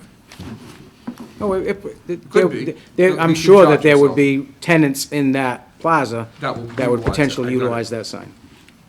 Move to approve Okay, the special permit. But not- With the ceiling not to, I mean, the height not to exceed 50 feet. and subject to the approval of the outdoor Pending, advertising. yeah. Yeah, if we did 'Cause it we- no. without it, they'd knock it down. No, but I think the last time, I think the permitting was conditioned upon the Yeah. outdoor advertising. That's Right, correct, and then yeah. the work can start prior to the granting by the That's state. right. Okay, so that's your motion. Yes. Do we have a second on? I'll Jim's- second. Second, Dan Dupere. Any discussion on the motion? John Frank? Yes. Yes. Jim Corkins? Yes. Dan Dupere? Yes. Joe Pereira? Yes. Chairman Assad, yes. Thank you very much. Mr. Chairman, with regards to Angels, Yeah, only because of the difficulties with this in the past, I am going to request that be tabled. yeah, I, They have to. Okay. O- I'll only take because that it's- motion. only because it's been denied Yeah, once He take can and, take- it. no, you know. let Jim take the motion. Okay. Just because I think. Okay, I apologize, sure. It's not- All right, thank you very much, and happy Thank you. holidays, everyone. So that's item number 3. All right, agenda item number 3. Item number 3, in the past, it has been the tradition of the board to grant leave or table a petition at the grant or at the request of the petitioner if we only have a 4-member board, and that is what we would have only present here tonight. So, those in favor of granting permission to table? Aye. Yes. All right. We need a second, Okay, actually. second, right? I'll second. So I'll make the motion. Okay. Seconded. Was- Joe? You Yes, seconded? Yeah. second. Okay. Joe? Yes. Your Yes. vote? Or John vote first? John. Okay, John, Joe? Too many yes. Dan? Yes. And Jim, yes. So the next meeting is January 20th. Serious? Yeah. You hope. I'll have somebody come. Okay. Thank you all very much. You guys have a great Thank you. holiday You season. have a fantastic holiday. Thanks, Dan. Okay, are we ready? Agenda item number 9, John Santos Jr. of Santos Family Trust, 1630 and 1632 Meridian Street, lots U8, 00050020. Variance request to subdivide the 8-acre parcel into 8 lots leaving the existing dwelling at number 1632 Meridian Street on Lot 1, the existing dwelling at 1630 Meridian Street on Lot 2, and the remaining 6 lots for future development, waiving requirements in the R30 district for minimum lot frontage for Lot 1 and minimum lot setback for Lot 2. Okay. Okay, good evening. Identify For the yourself for the record, record, please. Jeff Tallman from Northeast Engineers and Consultants, here tonight representing John Santos, trustee of the Santos Family Trust. Quite simply, what the petitioner is looking to do is just subdivide the property into the 8 lots shown on the plan. The property is an 8-acre parcel located on the west side of Meridian Street, just south of the Sylvia School. Currently, the property does consist of 2 lots. Assessors map U8 Lot 5 and U8 Lot 20. This property was subdivided back in 1992, prior to which it was one property, one 8-acre property with 54.99 feet of frontage. In 1992, the owners of the property came in and were granted a variance in order to construct a second dwelling and to establish the second lot on the property. That dwelling is number 1632 that you see on the north side of the property. Jeff, let me just stop you for 1 Yes. minute. When I look at the assessors map, I was like lost in the woods looking at the assessors map and looking at this. Yes. 16, I think it's 1632. They've got on the other side of the AmVets Highway, it's a little triangular piece, which didn't make any sense to me. Yeah, I think, I'm wondering if that was part of like the parcel before. No, I'm just asking because that address, and when you look at it, It's you bizarre, click on it. it comes up, And yeah. I'm saying, am I missing something, or is this plan not, We had the same, yeah? yeah. See, I was looking at it the other way. I researched these based on lot numbers. And the thing I found interesting on the city GIS is the lot with 1630 is on would not register. I was not able to find the Yeah, information 16, on it. well, I guess it's 1630, that's the triangular piece that's Yeah. showing up on the other side of the AmVets Highway. And I just couldn't figure it out, and I said, let me ask you, what am I missing? Well, it seems as though the GIS system might be a little confused with this. No, all right, no, so this is, looking at, doing the overlay of the deeds, I come up with the 8-acre piece, and I do come across those variance decisions from Ronnie Lowenstein back in 91. Yes. Go ahead. Yeah, and just to quickly go over that variance back in 91, there was some relief granted for both lots, obviously due to the 54.99 feet of frontage total. There was a reduction in lot frontage for both lot 5 and 20, as well as lot width, and also setback relief was granted for the newly created lot in what ultimately became 1632, the house lot for 1632, the side setbacks. Relief was granted with that. So what we're looking to do, obviously, is we're going to basically take up that entire frontage to get a right-of-way in. We'd like to bring a road in. In doing so, there is not enough space to fit the road in between the existing property line to the south and the existing dwelling at 1630. There's only about 60 feet, maybe a little over 60 feet. So what we're asking for with this request is to reduce the minimum frontage requirement, minimum front setback requirement down to 10 feet in order to... That's for lot 2. For lot 2, in order to let the existing dwelling remain on the property. The other request we're looking for here is for lot width on lot 1. We're unable to meet the requirement. We'd like a reduction, well, we'd like to go with a 70-foot lot width. Now, in creating this subdivision, we will be alleviating some of the relief that was granted back in 1991. Both lots will have legal frontage.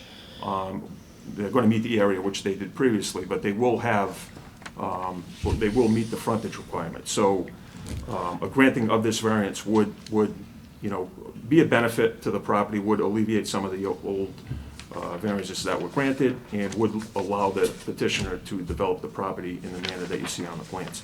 The rest of the subdivision, the lots shown on there, will all be conforming lots, frontage and area.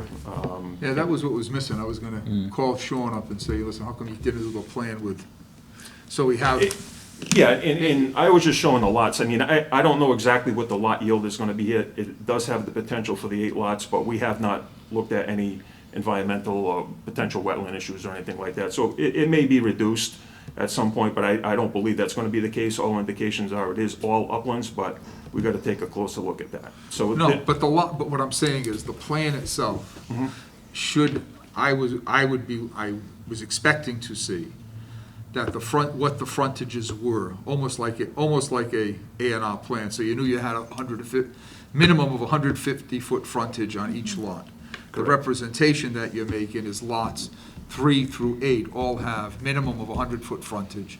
You give me the square footage, so you've got the 30,000, and the building envelopes all meet the front, rear, and side yard.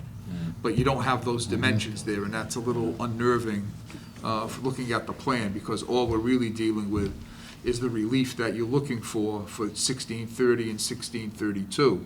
Correct. And so that's a reduction in the front yard setback for 1632, and the waiver or frontage reduction for lot number 1, and because it's already pre-existing, you got the side yard waivers that were granted in that previous variance. Am I correct? Is that what I'm looking at? What you're really here for is leave lots 1 and 2, but let's develop the rest of it in all conforming lots. Yeah, well, specifically, we're only asking for relief from 2 things: lot width for lot 1. Lot 1. And front setback for lot 2. We are not asking for any relief on frontage requirements for any of the lots shown. No, that's what I'm saying. So, right. So moving forward with the development, obviously, they'll all have to have legal frontage and area. But unfortunately, because of the hardship in this particular case is the shape of the lot, with the property line to the south, we're not able to meet the front yard setback for 1630, and because of the property line to the east, we're not able to meet the lot width requirement in that area. That was my only comment. I don't know. Members of the board, any questions? You want me to ask the planner if she has any comments about this particular development, or you want to go through your questions first? Good. If you want to ask, No, that's fine. Caitlin, nothing? Okay. So we've got no comments from the director of planning. I'm just wondering if there's any kind of plan for like a noise reduction buffer zone between the highway and these new lots, because you can take all the trees down and the noise is just going to travel right up through there. Well, not at this time. Again, what you see at the west side of this property is just, you know, it meets the requirements of the subdivision control law and the zoning requirements, but it's just, it's not set in stone. We haven't done any topographic survey out here. We haven't done an environmental or wetlands assessment. We don't exactly know what that's going to look like. So ultimately, we don't know. It would be in our best interest to leave a buffer there to have the noise reduction, because we're going to be the ones that If you're thinking of granting, then that would be your condition, that there be a minimum of something as a buffer, because that area where they've done around 24, there has been an increase in noise with the trees down. But would that not come under planning It could. ultimately? It could. Well, planning will happen. If we grant the waiver that they're looking for, and they propose this road in, then it will become part of site plan review in the planning department in terms of what needs to happen. But we, as granting this, if we grant this variance, then we can put whatever conditions we want on there, and they have to deal with it. You know, I mean, I just look at it, and the rest of the subdivision does not yet exist. We're looking for a waiver all the way down to 10 feet in setback for one particular lot. Is there no other way, or was nothing else considered that would adjust the roadway to create a better setback than 10 feet?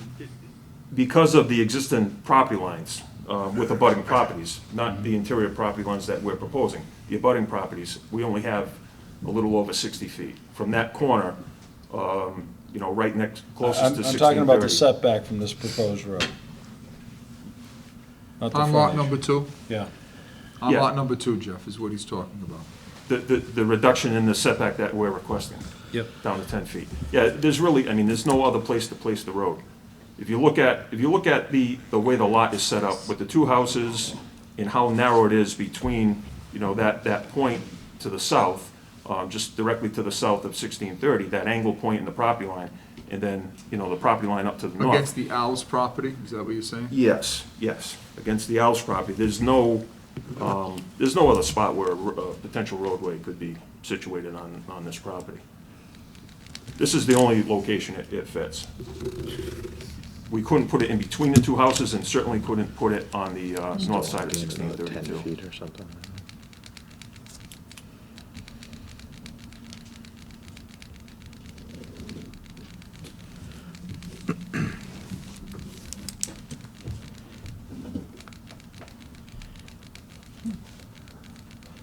There's a lot of questions where if this isn't surveyed or planned out yet, or no, your lots might be reduced, and then if we grant something now, then this plan is not gonna exist anymore. No, You're gonna have to come back again. No, we'll just have a reduction in the amount of lots. Basically, we have the survey we've done is what's required for the relief we're seeking. We haven't done a topographic survey. If there's less lots in the back, there's less lots in the back. It really does not impact what we're asking for here. We need to get a right-of-way. Basically, we need to get the right-of-way in between 1630 and the property line to the south. And this is the only way to do it, is to get a reduction. What happens in the back is going to be, it's going to conform to zoning, it's going to conform to subdivision control. Whatever we can get back there, we can get back there.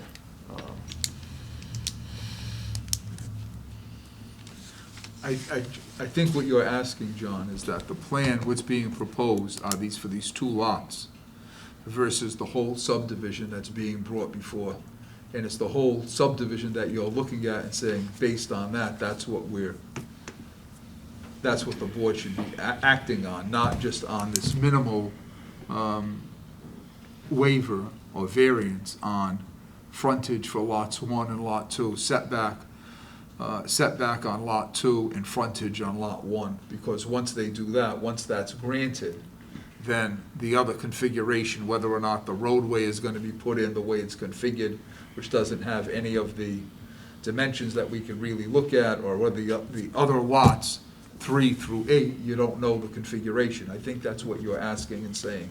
Yeah, I know we're only, No, but that's, here's a plan. I got an 8-lot subdivision, but the two things that I need a waiver for is what you're hearing, is lot number 1, setback, and lot number 2, frontage. And they're saying, once I get those 2 waivers on this 8-acre parcel, then I can develop it any way I want. No, we will. And that's not what you want to hear. because, Jeff, Yes. the last couple meetings, I've had issue, I don't know about anybody else, I'm gonna make a motion after this, by the way, with plans being granted, and then things changing, and then they have to come back and get another plan, and then the next plan gets granted, and then they still have the other plan and this plan, and then it's not consistent in what I think is the suitable way to go, or the smart way to go. And I understand you're in the early stages and you're trying to get this development established, but there's not enough information here, I don't think, to make a proper, in my opinion, a proper decision on it. That's only me. It was, So, in saying that, do you want them to come back with a more specific and detailed plan with some of the things like uplands, some of the things like all the issues that you're playing with as you're looking at it, and say, you haven't given us sufficient information on this plan, if you want to come back, but if we have to vote on what's before us now, that may not be what you want us to do. John, and before you answer that, can I just address your comments? When I was preparing this plan, I was kind of torn as to how to go about doing it. I'm showing the 8-lot subdivision plan just so the board can have an idea of what we're looking to do in the back. I was thinking of coming in, just showing the right of way, because really that's all we're asking for is relief from that and the lot width for lot 1, which would be off of that right of way. But I couldn't very well just show a right of way going to one big lot in the back. It didn't make a ton of sense. To have to go through and design a full-blown subdivision without knowing if the board's gonna grant the waiver is also problematic. I would ask the board to be very specific in what they grant, if they were to grant the variance on this, that, you know, the lot width variance that's being granted here is specifically for lot 1, and the lot front setback relief that we're requesting is specifically for the existing house at 1630, and it's specifically for lot 2. And it applies to no other lot and future lot on this property. But that's not what we're looking at. Well, what you, And I think what you're also playing with is we've already granted a variance to allow lots 1 and lot 2 to exist. Right. Or those two properties, 1630 and 1632. And that was granted, that was created by their own application, and now they're looking to change it by saying, I'm having a subdivision, I'm gonna get 8 lots, and now I'm gonna have a road, and the road is going to give lot number 2 minimum 150-foot frontage, so now I have frontage there, but I need, when I do that, an offset, a waiver of the front yard requirement, because I can't meet that with a 50-foot wide road. Yeah, that I understand, I get that, these are easy, these I don't think are a big deal, but it's the rest of it, Yeah. where the unknown of. It's a case you gave us too much information. Yeah. Well, and that could be the problem. I mean, if I may, and maybe Joe. I think we're in the same place on this. We're being asked to give a front setback from a road that doesn't exist. I can't, in good conscience, give you a setback from something that doesn't exist. it happens all the time. In cases where existing houses are on property that get subdivided, it does. You know, where if you can't meet the new front setback from the newly created road, then you would have to go in and get relief for that. And I've dealt with this a bunch of times. But you're not putting the road in front of us. You've said you haven't done topographical, you don't know exactly where anything's going to be yet. You don't know how big this is going to be. This is your words, and I've been in development for 40-something years.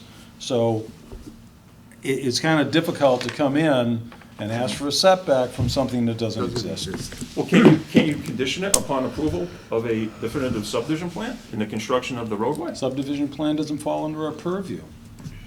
Falls under the But if you purview can of the planning condition, board. if you can condition a vegetated buffer at the end of the property, I mean, it's the same sort of thing. You can, I believe you can condition it however you want. If we don't go in and get an approved definitive subdivision plan from the planning board, then we don't need this variance. So it's all, but we need the variance in order to move forward with the definitive subdivision plan. Yeah, it's a real chicken and egg situation right here. I don't know, I'm hearing that there's not enough information on this particular plan to make an informed decision. If you, oh, I get 2 letters. well, yeah, we've got some. So is there anything else you want to talk about the plans that you've got before us? No. Because we've got, I get 2 in favor or opposite, I think the opposition letters. Opposition. Yeah. One asking for a delay. Yeah, well, I mean, I'm asking, No, I'm no, I looking at mean, Jeff and I'm one of saying, the letters I is think, asking so for let's a see, delay. so why don't you read the 2 letters then? Do you want to ask if they're here first? All right, is there anyone here in favor of this petition? An objection. You're objecting to it? So rather than read the letters, I'll ask Miss Alex to read the letters, but you're here in person, so I'd like to hear from you and who you are, please. Okay, I'm Daniel Antonio, one of the budding neighbors. Did you write the letter, or is that your? I wrote the letter. You wrote the yeah. letter, okay. Yep. So let's hear from you live and in color. Okay, so I'm in objection to the request for relief for reducing the lot width of 1632 because of the setback requirements. 1632 is already in violation of the zoning law on the north side of the property, sitting at only 12 feet setback from neighbors versus the required 25 feet. The zoning setback should be enforced for 1632 on the south side. Between 1630, also an objection to the request at Lot 1 to change the minimum front yard setback from 150 to 70 feet. There are alternative solutions that could be met to avoid changing the zoning requirements. Lot number 3, number 4, and number 5 should be redesigned to accommodate these zoning requirements. I respectfully request the planning board enforce the zoning requirements by approving this variance request. It will take away the value from my property as well as the neighbors' properties in the area. 1630 and 1632 Meridian Street plan required to follow the setbacks, and if the planning board could enforce redesign to see another way to redesign the plan by clustering these properties into non-conforming lots, to have additional lots will in turn reduce the value of my property as well as neighboring properties. Okay. Thank you. Okay, let me, Sure. maybe Jeff wants to answer, but let me just say this. 1632 and 1630 were created by a variance in 1991. Yeah, I did hear it. So- Yeah, so- something like that. Yep. Because the variance was granted, that means that they are currently conforming. Now, the other lots, that's one of the questions that I had asked Mr. Tallman.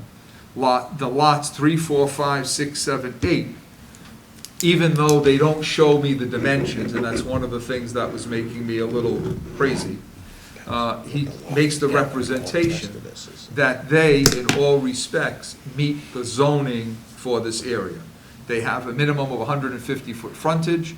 They have a building envelope that he's showing that has a front yard of 50 feet, a side yard of 25 feet, a rear yard of 25 feet, frontage of 150, and square footage of 30,000 square feet.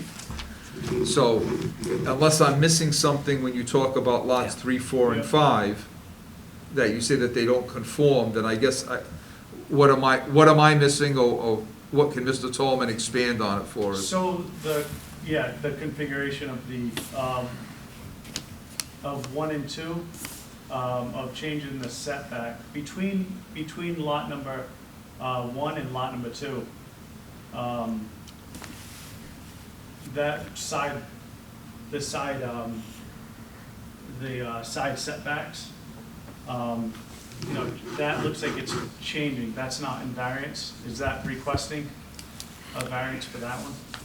Those 1630 and 1632 exist. That variance exists. What he's looking for, Yeah.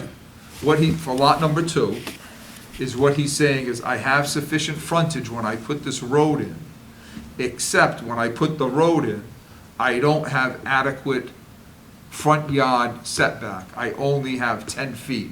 So I need a waiver of 40 feet. So that's one of the requirements that he's asking, one of the variances he's asking. For lot number 1, he doesn't have, he's saying, I have a proposed 70-foot wide frontage. He needs 150. Can I So- correct yeah, that? go ahead, Jeff. It's lot width, not frontage. Proposed lot width, what did I say, frontage? Frontage, Width. yes. Yep. Lot The width, request is for lot width. lot width. But we But have you frontage? need a waiver of frontage. No, What's your it's going to frontage? meet the 150 feet of frontage. Oh, so lot number 1 will have, so it's not Correct. 70 foot, you're gonna have 150-foot frontage there on parcel 1? Just a Go ahead. question. That's Well, I'm corrected then, because, Oh. and that's one of the problems with not having the dimensions there. Go ahead. So the 150-foot minimum frontage should be at the setback, not at the property line. It's like this 70-foot right here should be 150. No. So what he's saying, this is what he's saying, and that's one of my complaints, is that the plan doesn't have those dimensions, so we could say, he's saying the proposed width of the lot is only 70 feet. The width, but he has he's making the statement, does not appear on the plan, that it has 150-foot frontage. So it goes, it's 150 foot wide, and then it narrows down to 70. 70 feet.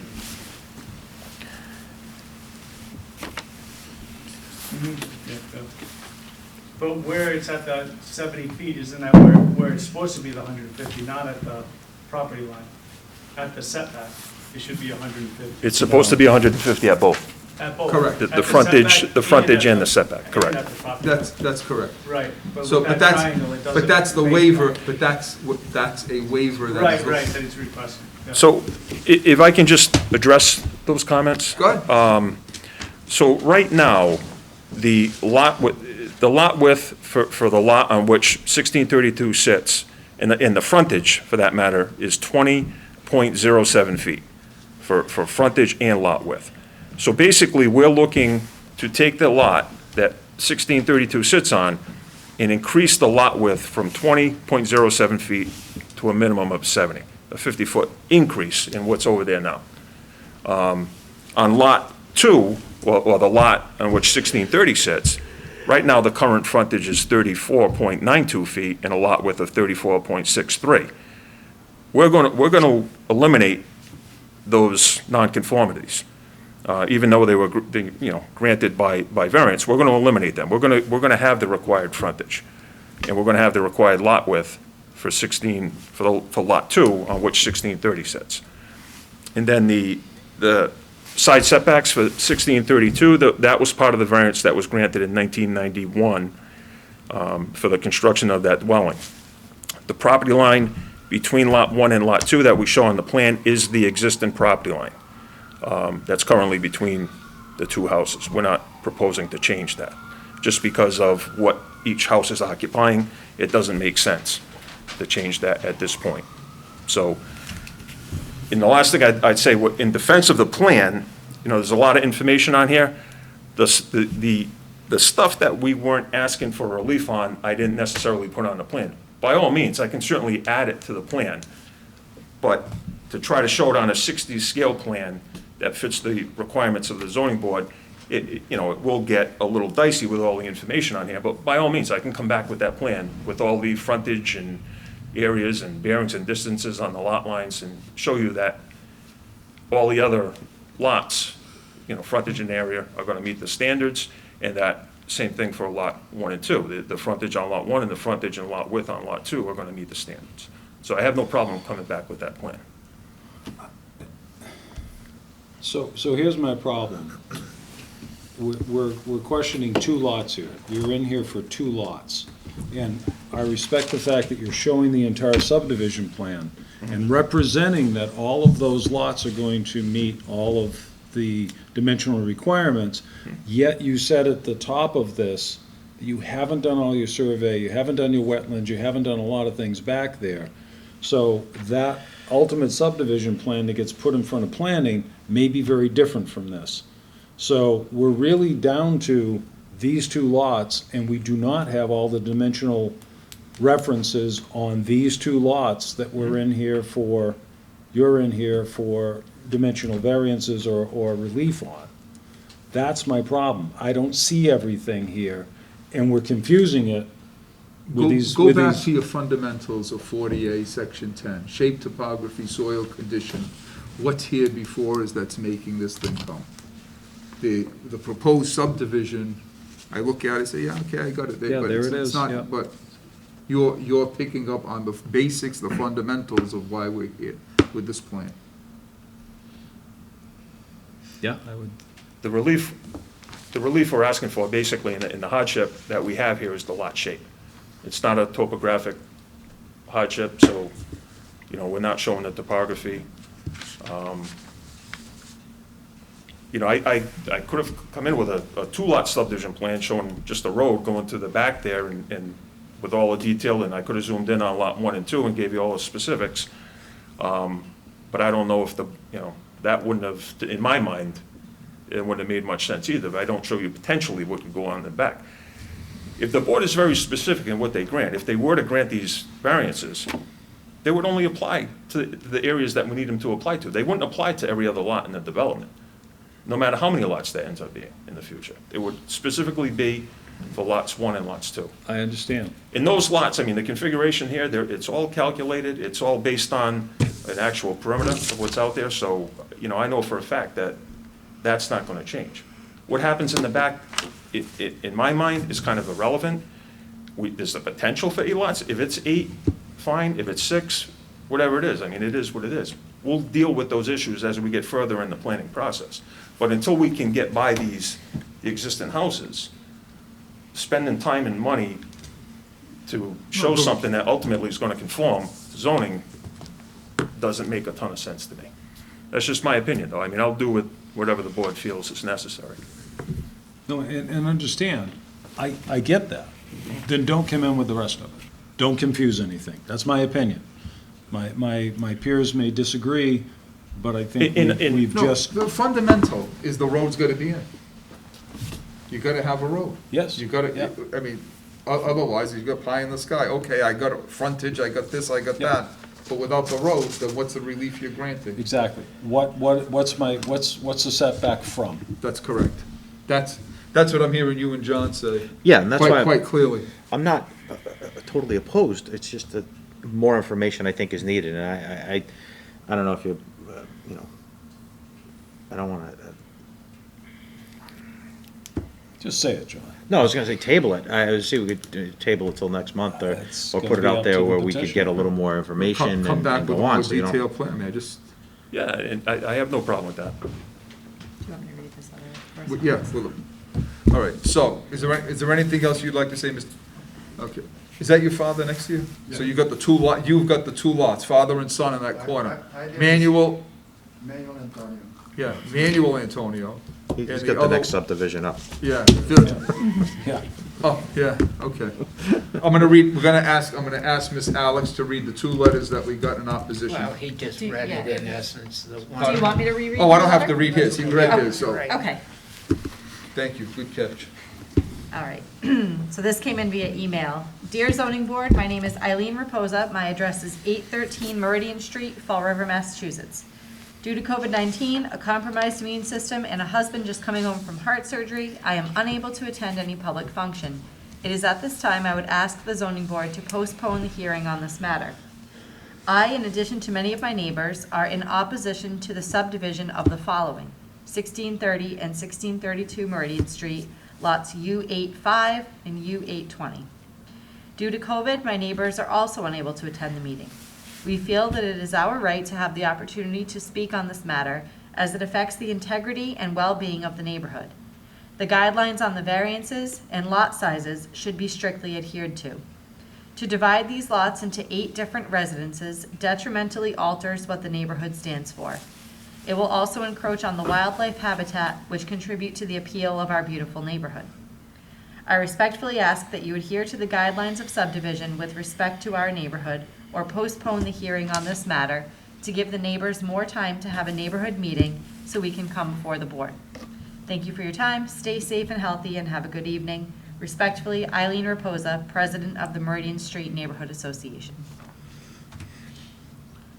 Okay. So that's what we got, Jeff. What do you want to do? I'll table it, and I'll add whatever information the board would like to see added to the plan in order to make a more informed decision. I would just like to know exactly what it is that you would want to see on this plan. I understand you'd like to see the frontages, that's obvious. But, John, I don't. Well, I think know. the thing we're looking at here is, there's so many variables that aren't considered. If it's right on the highway, I think there has to be a vegetative border discussed, and I know this is site plan stuff. Subdivision. Subdivision plan we're talking about here, but we don't, I can't recall a time that we've done this, that we've looked at a subdivision that hasn't had some information.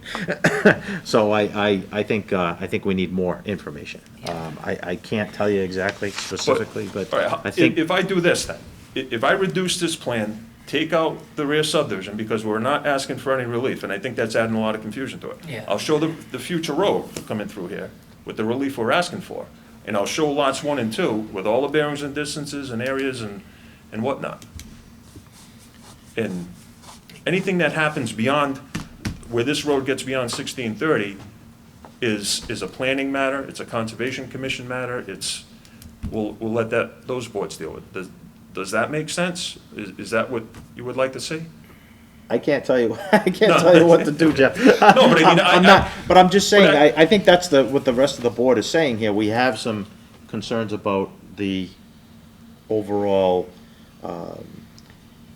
proposal that's being brought forward. I understand these 2 lots that exist now make it wonky to be able to do what you need to do, but to get the road in is the ultimate goal for your project, and then the other stuff will work itself out, because you could do it by right, once Well, this, you have the the thorn land. in the side here is 1630, is the location of 1630 in relation to Yeah. the perimeter. Right. If it were just 1632 on the property, No problem. then we wouldn't need any relief. Right. But because of the location of 1630, that's why we're here tonight. That's why we need relief for the other lot that 1632 is on, it's because of the location of 1630. How does the road run currently to give access to 1630? There's just a driveway coming off. It comes Just right off the earlier end of here, than that's it. the house, Yep. prior, so there's no road No. beyond that point? No, so when you look at the dotted line, that's what they've got. Yep. Right here. Oh, Yeah, that's. the light dotted line, There's those are the something, existing. Yeah, properties. I scribbled, sorry, I'm drawing all over it. Yeah, I don't know, when you get to the end of the Al's property, do you drop down and get rid of lot 8 to give you the dimensional requirement you want, and you end up losing, but that's, I'll leave that to you guys, you smart guys who do the engineering work. And the only problem with that is there's certain requirements that the planning board has in terms of the radius of the road, the minimum radius, and by the time you get beyond that corner, we can't, you can't bend the road enough to make any significant difference to that setback. Zoning Board of Appeal, not the planning board. Well, no, I mean, I don't know, Actually, but I think that's something to think about. If you want to come back, make a motion and say you want to come back and give us a more detailed plan, see what the board wants to do. If you want us to vote on it tonight, we'll vote on it tonight. No, I would certainly What like to you're table hearing- it. What you're hearing, I think, from all the members of the board is Yes. more detail we'd like more detail before we act on it. Certainly. I would like to table it and come back next month. All right, so we have a motion from Mr. Tallman to table this to January 20th. We've got to make the motion. so- No, I said, he's making the motion for us to request. act He's on making a it. request. I'm making a Request the request. motion for us to make the Yeah, motion. right. It's getting late. So, that's I his move request. we table the decision until our January meeting. January 20th, 2022. Is that enough Would it be time a for you? decision? Absolutely, yes. We're tabling the hearing on the matter until the 20th. We may Yes. not come to a decision that Yes. night. That's not, no, we're not No, a he did, decision. but he said decision. The proposal, the proposal is. Do you also allow him, do you want to allow him to give a modified plan, if he wants? I think I would have to. I Yeah, think that's the I whole think- reason we're coming I back. think you have to too, but I want to make sure, because as Mr. Pereira is raising the issue about what the exact language of Mr. Corcoran's motion was, let's make sure that we're not confronted with, I don't want to accept the plan. So he can give a modified plan if he wants. Right. Okay, Permitting modification to existing plans. okay. So that's your motion. Do I have a second on Jim Corcoran's motion to allow the tabling to January 20th? Second. Second by John Frank. Any discussion on the motion? John Frank? Yes. Jim Corkins? Yes. Dan Dupere? Yes. Joe Pereira? Yes. Chairman Assad, yes. Okay. Thank you. See you January. Let me see. Agenda item number 10, receipt of correspondence, Department of Environmental Protection Waterways Regulation Program, notice of license application, Chapter 91 license application number W216063. So we received some communication on behalf of the Department of Environmental Protection, Waterway Regulation. I can have you read this thing, it's 16 pages. I want you to- Move waiving of the reading. Public notice is hereby given of the waterway license application by the Massachusetts Department of Transportation Highway Division to remove approximately 2,250 plus or minus linear feet of Route 79, these guys are clairvoyant, southbound, combining traffic with Duval Street, constructing the Route 79 northbound bridge over the U-turn underpass, and reconstruct Route 79 northbound from the U-turn underpass bridge to the Turner Street intersection, approximately 1,050 plus or minus linear feet. Construct a 14-foot wide shared use path between Massachusetts Route 79 and the Taunton River, Fall River Harbor shoreline. Construct a new stormwater BMP, and to demolish and remove an existing 24-inch and 30-inch drainage outfall, and construct a new 11-foot by 4-foot and 12-foot by 5-foot concrete box culvert, respectively. The department has determined that the proposed project consists of water-dependent and non-water-dependent elements and will therefore be reviewed as a non-water-dependent use project. Comments may be sent to Ryan Morrison, Mass DEP Waterway Regulation Program, Ryan Morrison at mass.gov. Please use the subject line W216063/corridor improvements in Route 79 in Duval Street. So this particular correspondence will be on file. It is available at the, at Christine, the zoning board. It'll be part of our file. It's actually part of the file for the zoning, planning, and conservation. We all received copies. So all three have it. It's Yes. available if anybody wants to read it and look at the plans that are attached there too. Okay? Agenda Do we have a item. motion to place on file? Oh, do we, motion to accept the correspondence and place on file? Make a motion. So moved. All right. Joe Pereira made a motion, second by Dan Dupere. Any discussion? Hearing none? Yes. John Yes. Frank, Jim Corkins, Joe Yes. Pereira, Yes. Dan Dupere, Assad, yes. Okay. Number 11, input, citizen input. Is there anyone out there that would like to address the board? Hearing none. Approval of minutes of the November 18, 2021 meetings. Can I get a motion to waive the reading and adoption of the minutes? Motion to waive the reading and adoption of the minutes. Dan Dupere makes a motion to waive the reading of the November 18, 2021 minutes and to adopt them as prepared. Do I have a second on the motion? A second. Second, Jim Corkins. Hearing no discussion. John Frank. Yes. Jim Corkins. Yes. Dan Dupere. Yes. Joe Pereira. Yes. Chairman Assad, yes. Can I get a motion to adjourn? No, I want to make a You want motion. to talk some more? Other About new what? business.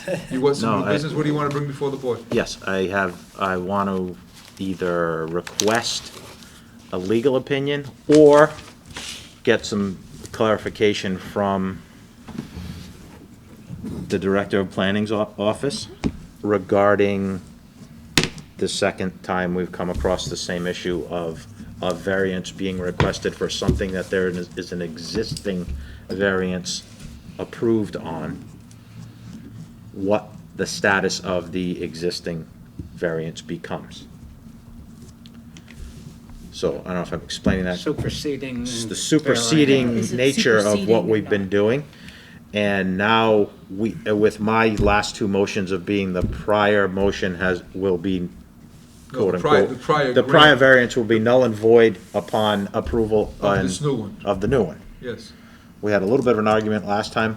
Dan wanted to keep them both up in the air He at the wanted, same no, time. last time Dan wanted both. Right. He wanted to keep, this one is valid, I'm going forward with Right. it. If this one gets approved, he didn't want to, he didn't want the old one removed, he wanted to keep. I'm requesting. you're saying- clarification or some type of decision on that, whether or not that can actually happen. If it is feasible to happen, if they can request that, if they do, you can have 3 or 4 or 5 of them Yes. open in a row? I can answer that question. Okay. Yes, you can. Yes. Okay, Does the board have the authority to say, you cannot have 2, 3, 4 variances? If I give you this one. Yes. Then the other ones that we granted are no longer good. We can condition the granting of the variance on the revocation of the previous variances. that's all. That happens lots of cases, that happens all the time. Okay, I had a There lot are of lots cases. of, there are lots of titles to properties that have 1, 2, 3, 4 variances that is still in place that weren't revoked. So somebody could have a doctor's office, and then somebody could have something else, Okay. and then somebody, yes, but you can say, if we grant this variance, then it will be conditioned that the prior variance is now revoked. So now, the prior one, which not to talk about the specific case. No. But if you had, no, I was thinking about this particular one. It existed because there was a variance. They got a variance to do something that was in nonconformity, now they've got it. Now to grant another variance to do something else, can you say the prior variance is now void, and this is the one that's gonna control this development? The answer to that is absolutely yes. okay. But, Good. so in the case of the one that we just heard, for example, Yeah, something was built. Yes. There was a prior variance, things were built. yes. So it's very difficult for us, in a case like that, to say, well, gee, that's null and void. We can add on to it, but now No, the but you lot can say- dimensions are changing, et cetera. in the case, in other places in the Commonwealth, it is assumed within bylaw that if a variance is stacked on top of another variance, that the newest variance supersedes, and it's up to the petitioner to make sure that title is clear as far as what is allowed. I think we had situations. I disagree with that. If you Okay. get the variance and the board doesn't revoke it, it doesn't Okay, but automatically get. I'm saying that some of the jurisdictions that I've been in front of Yeah. will simply say, you understand that in asking for this variance, it will nullify that. No. And But- it's in the but by by, saying- it's but and by it's in saying that, I bylaw. think that's almost a condition that, listen, the Right. prior one is revoked. You know, But it doesn't happen automatically. You And- can have 3 or 4 variances on a project. can. sitting there. for various things, but not for the same Something thing. that we could, that there is a, I don't wanna call it a bylaw or some, something in our charter or something. Just that- make it explicit, get lost, you can't have it. Well, I understand, but how, on a lot of them, we don't know. But there are elements of some of the previous variances that may not be affected by the new variance, and so you can't make So a you need- blanket void of all previous. Right, but the ones that are completely different projects. No, A lot of times- Go back to the old one. I'm doing I got a piece of property, I'm doing A. Then I say, no, I wanna do B. You say, you wanna do B, but you can't do A. In your hearing, no, I wanna have the option of doing A or B, depending on what I feel like doing. Yeah. And that's my concern That's your is, problem. I just don't wanna be, But our Causing decision on that problems, wasn't but- until they enact B. Correct. A is still in effect. That's Because it's dissolving who did we do is that tonight? contingent on B. We didn't do that tonight. No, we talked about it tonight. I said, Yeah. this one is no good.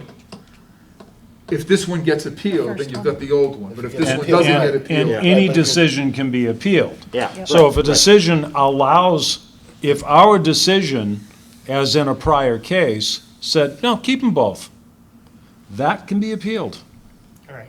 Okay. all right? Which then, even though somebody bypassed and didn't appeal a prior decision, because we're saying now, hey, wait a minute, now you can have both, now it opens it up. no, this decision, And, the current decision is appealable. The prior decision is not open for further review. After the The timing's run out, but if we very specifically, and I was part of that, and I had my flat-out reasons for it, too, and we can discuss those outside. But I think it can, because I ran into a situation at some point in time with something, and a very similar situation happened. And somebody said, okay, they allowed that to happen, and they appealed the prior because it was allowed to stand. And I know that's stretching it. They didn't win, but they appealed it, and they gummed up the project for months and months and Well, the months. appeal certainly gums it up, but well, I'd just like clarification or an opinion from the planning, director of planning's office to guidance on, I respect and appreciate your opinion and your thoughts. no, and let's get it from the law department. And what you're saying. I'd rather Because from it is, law, it yeah. is. No, get it from the law department. We'll ask the law department for an opinion as to that issue. That's fine. Okay, and I have and no just problem with our, that. because I don't want to do something that will, in the future, gum it up and cause things to be appealable or turn around and say, oh, this. Uncertain. Yeah, the uncertainty of having what we've done in the way that we're going about doing it, saying, oh, the other one is null and void. Well, if there's past practice or open case law that says you can't do that, I think we should know that. No, get Because it- it's a possibility. We can ask for a legal opinion. Okay, thank you. That's fine. I have no problem with Yeah, that. thank you. Madam, can you make that request, or somebody can. make that request Yep. up to the law department to give us an opinion as to? All right, Thank you. thank you. Move adjournment. All right, so now, Second. adjournment, we have a second? John Frank? Yes. All those in favor? Aye. All right. The floor of the zoning board of appeals for December 16, 2021 is hereby closed. Thank you all.